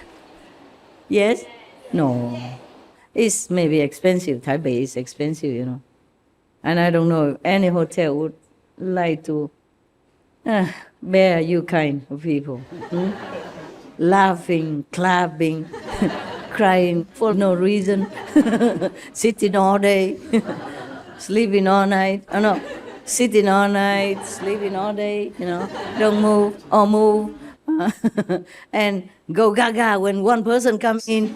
Oh, master! Like that. Yeah, wake up all their customers. Huh? I don't know if any hotel would like to have you. Do you own any hotel in Taipei? Many hotels. I think one initiate, all one. Huh? Yes? I think one initiate. Really? How many rooms? But it's small one. How many rooms? I'm not sure. How small? Where is he? Is he here? Is he here? Hotel owner, right hand, Taipei. No? 你们知道吗？台北人有没有人晓得？你晓得？晓得吗？我只知道台北火车站那边有，但是它的很小，它是一栋大楼里面的大概1、2层而已，房间很少。多少房间？很少。每个小小的哈。台北呀，怎么能够大嘛？总比没有好啊。我们可以里面隔层啊，我们桌而已啊。I say inside we can make many levels, inside a room, because we only sit. We're not doing anything, no activity, so can sit.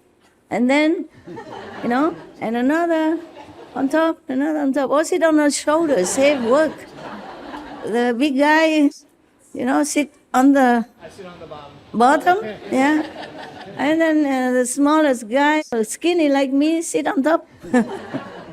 Yeah, we also practice Kung Fu. Huh?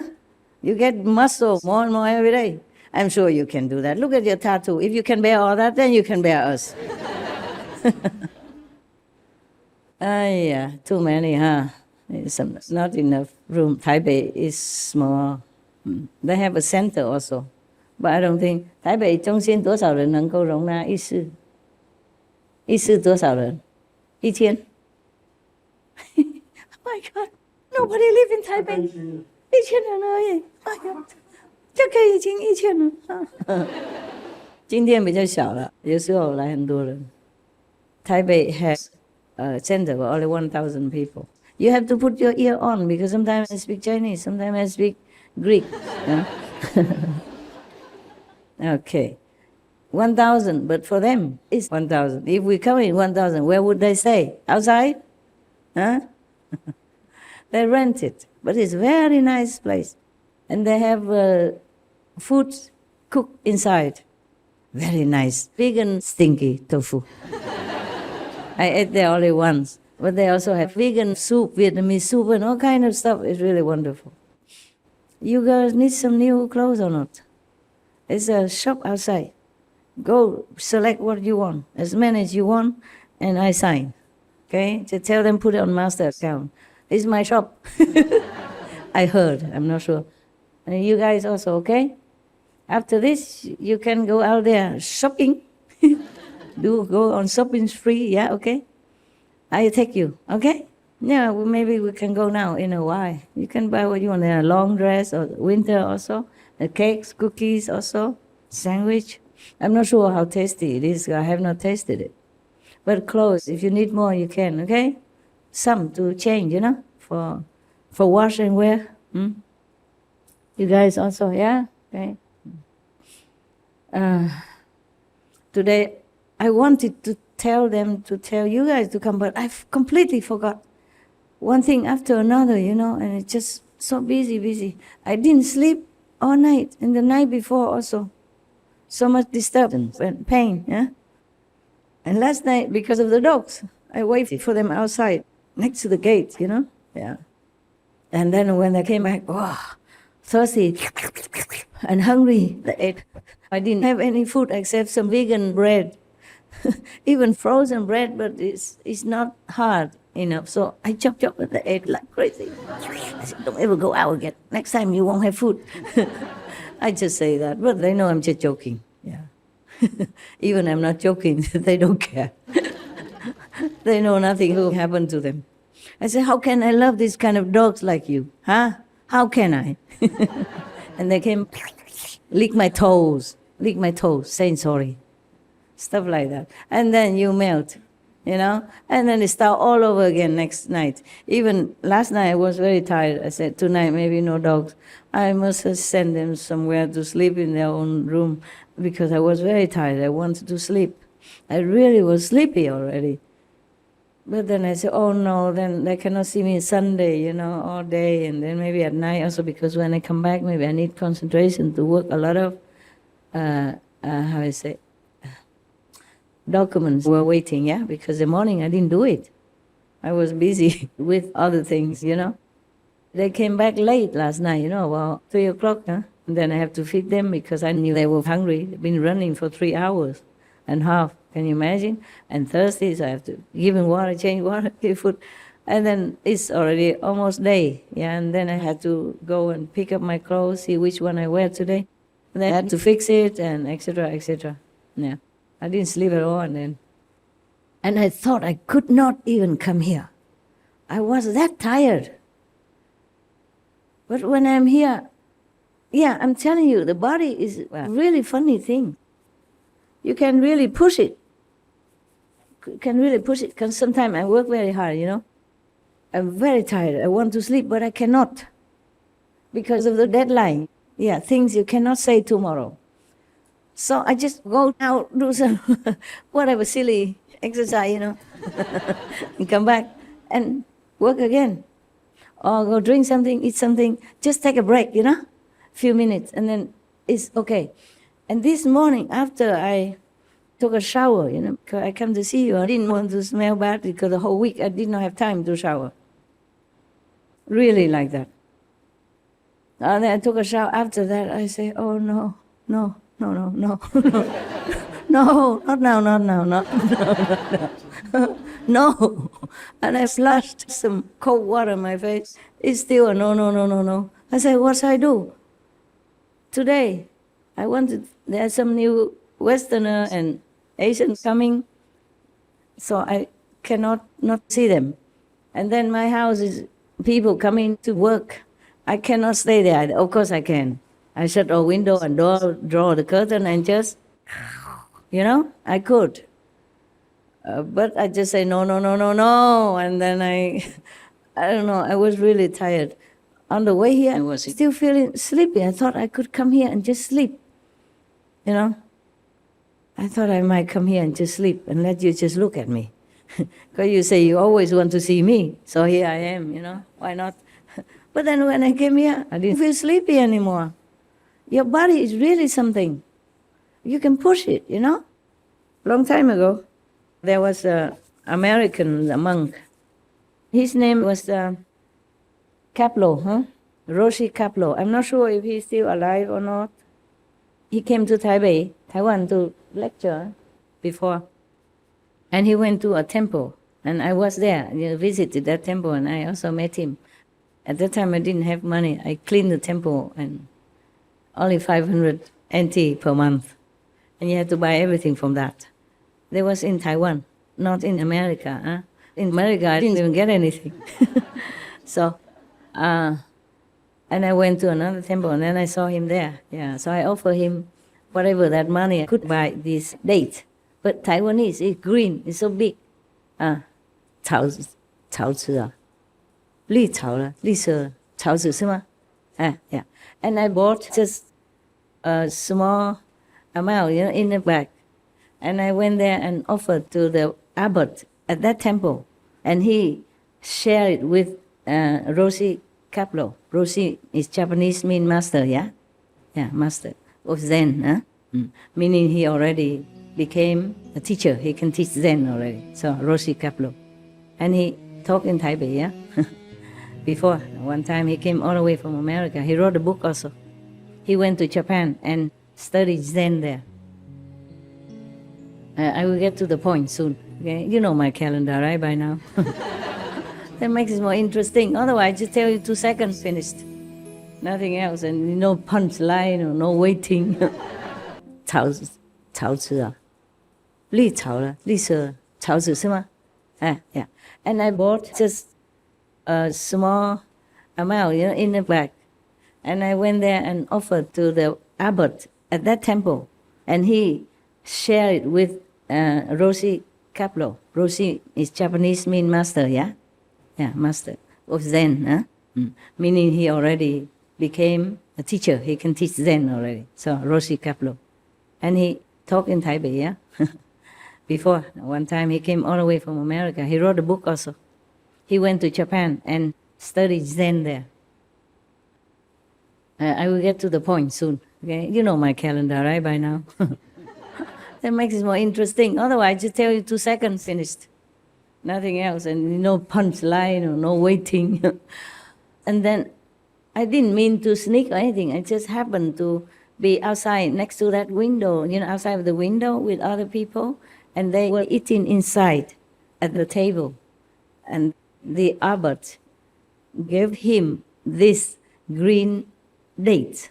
You eat it. It's similar to apple, it's crunchy. It's about this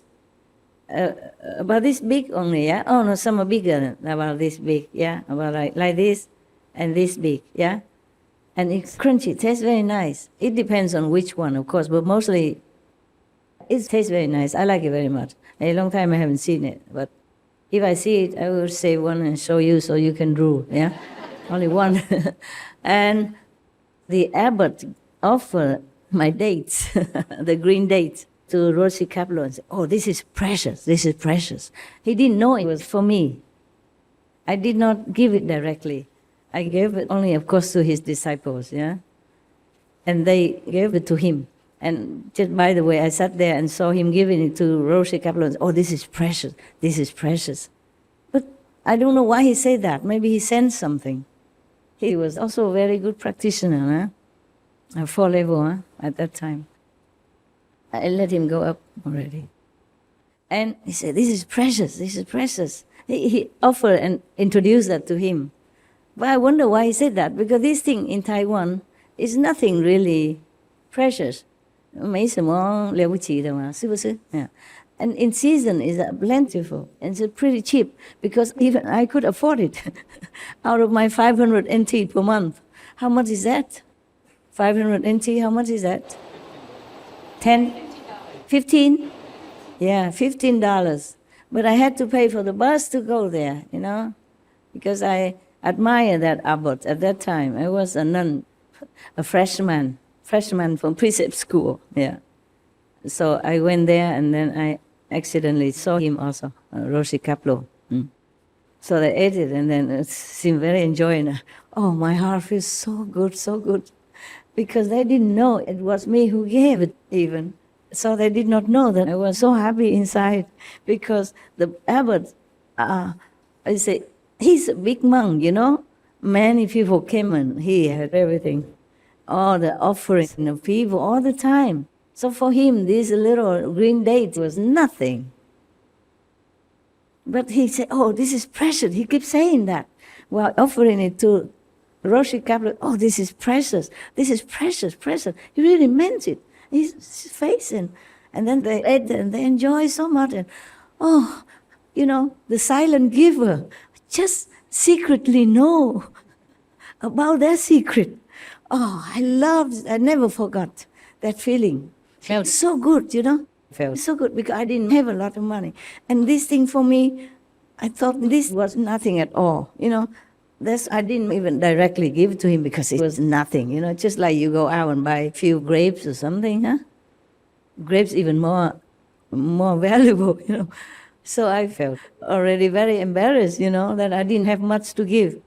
So I gave it to whomever, others, yeah, you know. I didn't even say for whom or anything. I thought they would just put it together in a bunch of orange, apple mixed together for everybody, you know.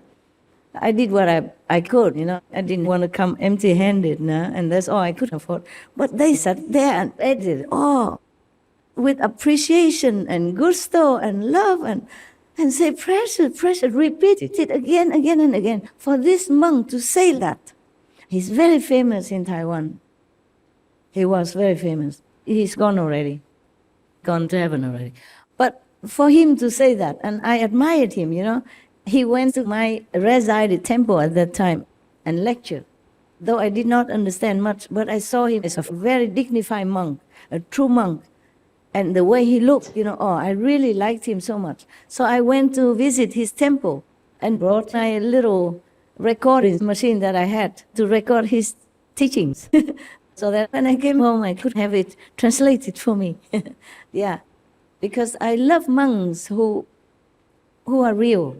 Monks and real, and even go out and preach to people. And the way he looked, just like when you look at the picture of Baba Sawan Singh, you feel something, you feel he is something. Yeah. Not just any other Sikh guru, but he has something. Immediately, the first time I saw, that's how I felt. The photo only, yeah? He was gone then, yeah. So, I feel very good. But that's not the end of the story, okay? Remind me before the calendar gets too long. So this Roshi Kaplo, he had been studying Zen with true Zen monks in Japan, okay? He also wrote something very funny. American, you know, he asked, why don't you eat beef or eat meat? American. I don't know if at that time he was vegetarian or not. Or maybe later he was. So the monk in the temple, the Japanese monk, not the abbot, but simple monk, they say, we don't eat meat because we cannot afford it. So he thought it was funny. In his book, I had it, the book. I don't know how I had it, but I don't know where anymore. Gone with the wind anyway. I traveled too much. I don't have many things left. So he studied with Zen monks in Japan, the famous Zen monks. I forgot his master's name. And then he graduated, yeah. But in Japan, sometimes they do retreats, of course, together, yeah, for 1 week or 2 weeks. And one time they did it for 2 weeks. The first time he went there, okay, they were doing it for 2 weeks. After 2 weeks, they still make him continue to sit longer. He said, oh, cannot anymore. The first time, sit so long already. Then the master, Albert, said to him, you are more capable than what you think. Just sit extra. And he did. Yeah. I want to say that our body is really a marvel, you know. You can push it to the limit. Of course, we don't always want to push. Yeah, we want to enjoy a little nap here and there. Oh my God, life is hard enough. But don't nap too long, huh? Don't say, Master, say that, huh? You nap a lot already. Even during meditation, you nap a lot, huh? Lucky you're not in a Japanese temple. In Japan, the abbot or the assistant come around with such a long, very long stick, flat, and they can reach you anywhere. Like omnipresent, omnipotent, because it's long, you understand? And mostly the temple is not that big, so, you know, even they can sit here, they see you're napping, then they puck. Yeah, wake you up so rudely. But it's not that painful. I've been hit once, you know, but it's not painful. It's just an embarrassment. You know, they want to emphasize that, hey, you cheated. You're not good practitioner. Sleeping on the job, no good. Something like that, yeah. But it doesn't hurt. They don't do it to hurt you, okay? But they have to do it correctly, otherwise it might hurt you in a different way, okay? So it's just on shoulder. Tap one shoulder, two shoulder, that's it. Once, and then you probably won't dare sleep again because it makes noise and everybody looks at you and knows that you're sleeping. You understand? And for Zen monk, there's a pride to sit straight, non-stop, and saying something like moo, or maybe om, or maybe who am I, or I am who. I know who I am, well, maybe you don't know, so you keep asking yourself. Koan, you know? Koan, yeah. And they're very diligent. They sit also outside in the night. And then he did it. So he wrote it in his book, yeah. He did not think he could make it. Because how can I? He said, already 2 weeks. How can I sit another week? For what? How can I? We're so happy it's end and we can go out, you know, do what we want. Now the abbot make us sit again. So the abbot said, you can do more than you think. Then he really could, yes. Meaning the body is able to withstand more than what we think. We just pre-program ourselves into thinking that, oh, I need this, I need that, I need to sleep. But if we have an interesting movie, sometimes we don't sleep at all, keep watching. But if it's going to do kitchen chore or, you know, cleaning the bathroom, oh, I'm so tired and sleepy. Yeah, the reason I was sleepy was also because I didn't do what I wanted to do. I wasn't really enjoying preparing my dress, you understand, or cleaning some of the things, or etc. Yeah. I did not really enjoy it. I do it for the job. Not that I am not willing, it's just that willing and enjoying are different things, yeah? Sometimes you do things that you don't want to do, but you do it willingly because it's for a good cause. Yeah. So another story about him is that, yeah, when he first came, Japan is cold in winter, believe me. It snows very high. You can see one of my clips that I walk like this, yeah, with a big hat, flowing frill, yeah, Japan, near the wood cabin where I lived before. When he first came, it was maybe winter or something, so cold like that. So they gave him This is a warm pack, you know, you have it sometimes here, and told him to put it on his stomach, the dantian, you know, the solar plexus, then it will warm the whole body. So he did that. And later they discovered that he's burned, the whole area burned, nasty burned skin. Oh, they treated him but laughed. They said, "You idiot, why you put it directly on your skin? We all put it on the top of the cloth and we bind it." Yeah, but he didn't say anything. He continued to meditate like that. Yeah. Some funny story that he told us. Okay, so that is his story. The story of Rusi Kaplo. He had students in America afterwards, and this abbot invited him to come because this abbot also had another temple in New York. He went Taiwan, New York, Taiwan, New York. He had green card. And that's where I cleaned toilets at the beginning. And then was discovered by, you know, the group of people, of Black American people. They were my first disciples in America. And later some of the disciples of the abbot also wanted to follow me. I also taught them. Might as well, I already began. Why not? And afterwards, I left, because so many people came to see me again and again, and it began, you know, making smoke. And also I didn't eat for a long time, for a while. So they began to get curious and ask me, and then blah, blah, blah. And then I taught him. And then the abbot also got wind of it. Correct? Heard about it? Got wind of it? Yeah? I don't know where I learned that. I didn't even use that before ever. I don't know where I even read this kind of thing. These people don't talk like that often, no. I haven't heard it before. It just come out. Must be from you, Thank you, Your blessing, Yeah, sometimes you sit with intelligent people, they rub off on you, or vice versa, yeah? Or you rub off on them, and you become stupid. Yeah, truly. No, if I stay too long with some people who don't speak a lot of English and who a little bit less than low IQ, then I become also kind of dull and sometimes think long time for one word and talking but don't make good sentences. Then I know it's time to sayonara for a while. Otherwise I become where I don't know where to go. Become what? So of course then the master knew about it, yeah? And one of the sisters in the temple, she took care of the master, yeah? Maybe helping with clothes and something like that. She and her mother. Oh, she was very jealous, you know, because the abbot was very fond of me. And so one time, I didn't know much Chinese at that time, but I knew they're fighting about me.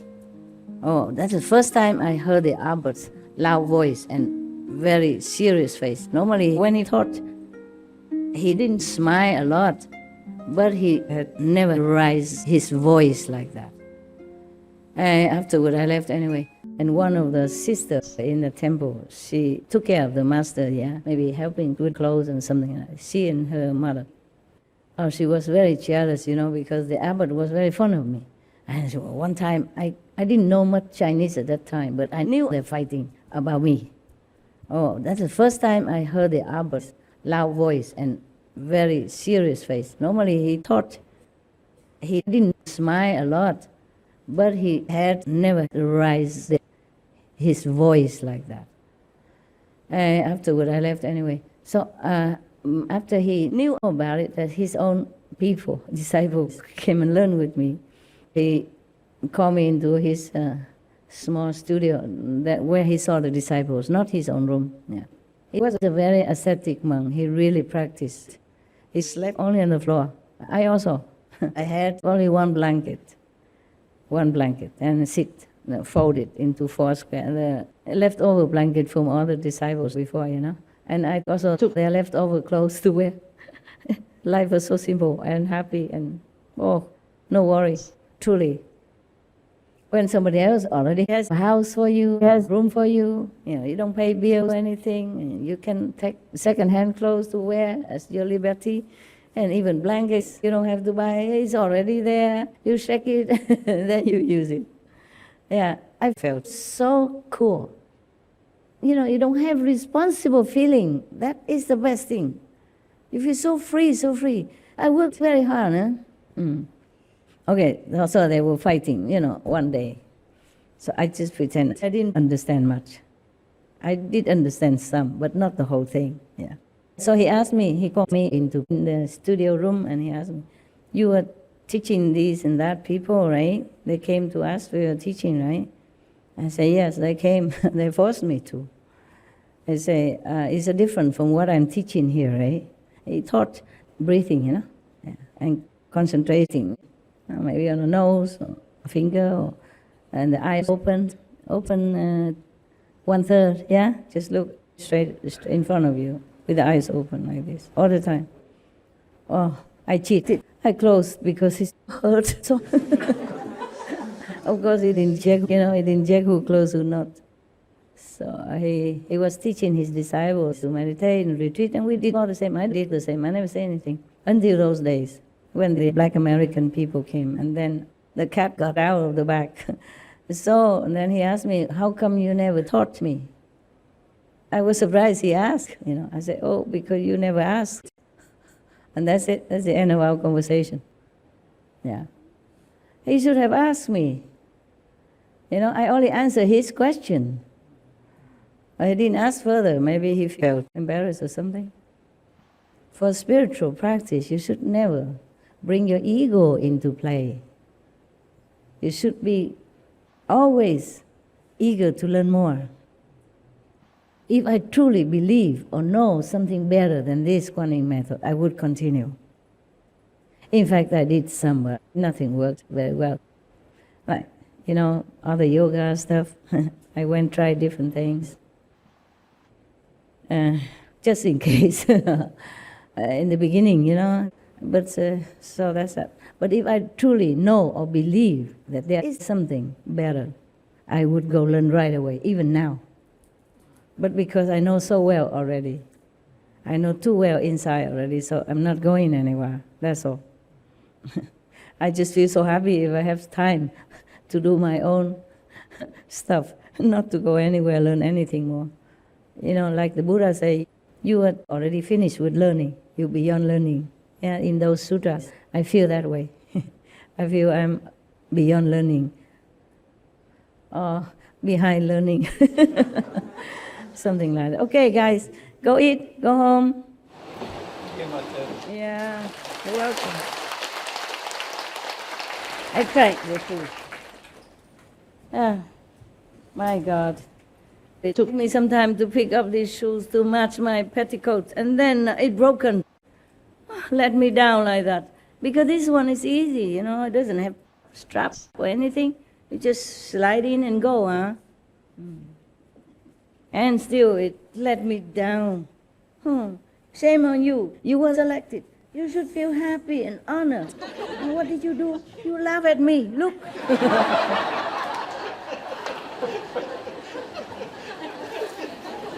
I know why, huh? It looked new because I don't wear a lot. These years, they bought so many, everybody bought different things. It looked new, but it's too old, or maybe it was the glue well, huh? We are laughing too hard, so. It's also has soul. Shoe has soul. Laughing. Huh? It has soul, right? Chinese don't understand that, huh? I play with words. Okay, thank you very much. Yeah, maybe I can fix it. Just glue, Ooh, what is glue or everlasting glue? Super glue, yeah. Super glue. I cannot do it. Sorry, guys. I have to put it on here. Maybe I can see it better. For you, even more difficult to see your toe than I, so don't laugh at me. I put in some way or something. Sitting too long in computer every day. Not used to it. Yeah? Thank you. Sure, good, huh? Good, you give me shoes, huh? Thank you. Getting better all the time, huh? Give me glass and give me shoes, huh? Complaining does work. Huh? 叫什么？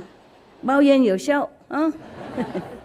进步了，进步了，光头无量啊！I'm just doing with my feeling. I don't even see where it is. Yeah. That's what I call doing without doing, yeah? Just use your feeling. Is it okay, huh? No, the men don't understand anyway. Yeah? It's okay, lah? Ah, okay, very good. Okay, lah. Okay, lah, go eat and good appetite, huh? And good practice. Good practice. I thank all of you again for helping the world by helping SMTV in any way. Okay, huh? So what do? I have new glasses. Check it out. Wow, I like both. Very fashionable. Which one looks better? Huh? That one, first one. This one, huh? Yes. Okay. Why? Very fashionable? Ah, it's good. It's a good made, huh? White matches your pearls. Oh, my fake pearl, my vegan pearls. This one look good? Look very impressive. Okay. Not impressive, huh? Bigger than my face now. No. Huh? This one better. Oh, guys, you do know something about luxury, huh? It's a good brand. I don't want to say what. People might think I got some commission from them. Famous brand, yeah. I was desperate. I need something, and in airport they don't sell cheaper stuff. Only in gas station you can find. This a little bit big, but it's good. It's fashionable nowadays. They wear big things. Okay, this for me? Keep it here, huh? All right. So next time I come, I can wear it, or maybe I take it. It's all mine. Mine. Yeah. Not for you. No. I forgot what brand it is. I have to look. Maybe. But I'm not telling you, okay? No more secret nowadays. No more. Too many secrets. Ah, wow, no wonder. You know everything about luxury and good stuff. I did not know until I bought it. The price told me that it must be famous. And I asked, is it famous brand? Of course, master, what do you think? The name you didn't know? I said, no. So many names nowadays famous, huh? Wow. Now you look better. When you don't see people too close or clearly, they all look good and feel good. Okay, thank you, friends. Love you guys. Love you more. Are you sure? Yes. How can you love me more than I love? Cannot be possible. Okay, the fruit, give it to new people. New people? Never had? One? Okay, never mind. First, just a banana. Oh, you, don't risk your life for it. It's too far. Oh, wow. There.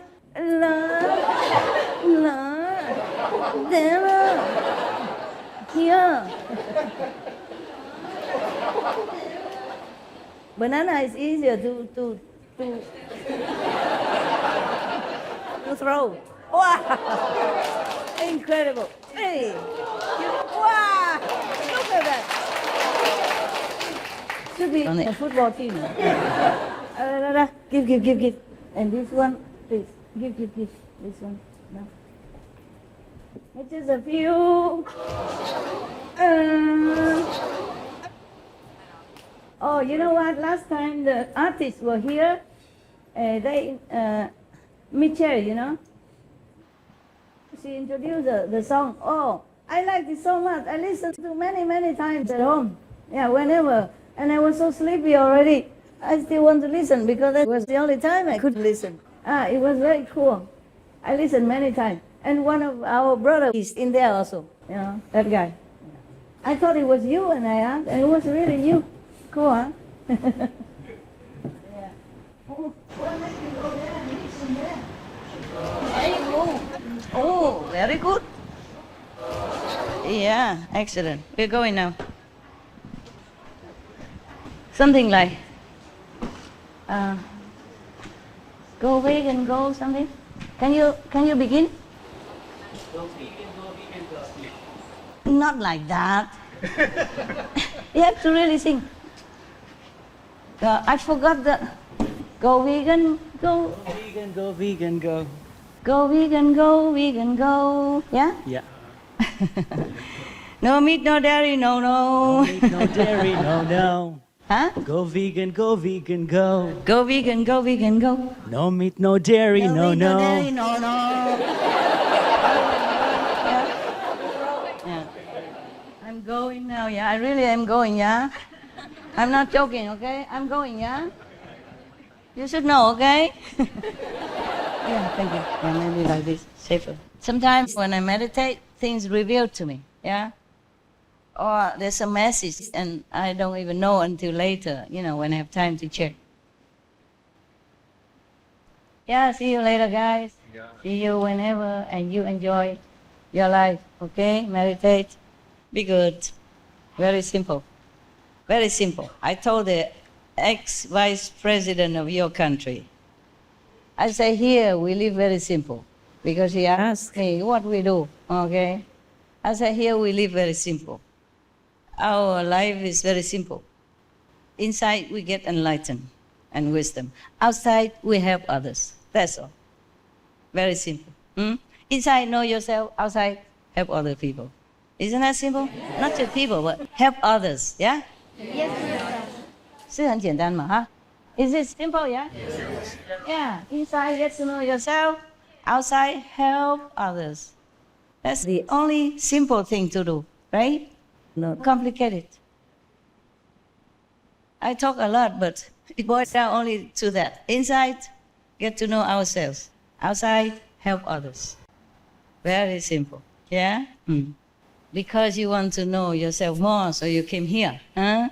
Because you want to help others, so you help the homeless, the disaster victims, and SMTV, yeah. So very simple life. Even I don't need to teach anymore, just like that. No? Inside, know yourself. Outside, help others. Help all the beings, yeah? All the beings, not just humans, but animals, yeah, insects. 你好，漂亮的帽子。气候真正的改变哈。I think we really have climate change because Taiwan. Today I look at the weather, or maybe not today, but I look at the weather forecast for SMTV these few days. 27 degrees. You joking? We are nearly Christmas already, huh? Supposed to be very cold. 27度，开玩笑。现在冬天不是吗？啊？哎呀，圣诞节快到了呢。27度。我看 SMTV 有几个地方弄那个气候嘛，哎呀，27度台北，表示说我们也是差不多了，懂不懂？Oh my God， 开玩笑，27度，好像夏天一样。你看我穿这种衣服都没冷哎，哎呀，还会觉得好热吗？哎，我走了，我真的要走了。Thank you, thank you. Oh, my car is here already, but I go kitchen. 回去厨房吃饭了。我跟那个工作人员一起吃饭。不是天天了啊，不是每次。我认为今天不行的，我认为今天在那边睡着，然后赶快回家又困了，结果留这么久，还要去吃饭呢，奇怪。好。Yeah, SM Celestial Clothes 家人自己的家设计吗？有新的电视呢，电视也有一个新的，有出来了。啊，谁转给我看看？没有给我。什么都是同修，都把我忘掉了。哇哦，那么多护法，哇，更好壮观哈！哇，很有印象哦。Thank you 啊，多谢大家啊。他们不让我住在那个山洞啊，哇，写好多几封信，恐吓我住里面会怎样啊。我也不是想住那边呢，我有新的山洞，也不用旧山洞没关系。不过我认为修改一下当纪念嘛。结果他们说好像也修理不成，不好修，都太烂了，也不能有人进去，危险呀，因为太旧了，它随时会倒啊。Hello， 好久不见啊，还排队，好久不见了，排队那么厉害，好像看明星一样，让我觉得好重要。多谢了，他们 ，Thank you， 谢谢。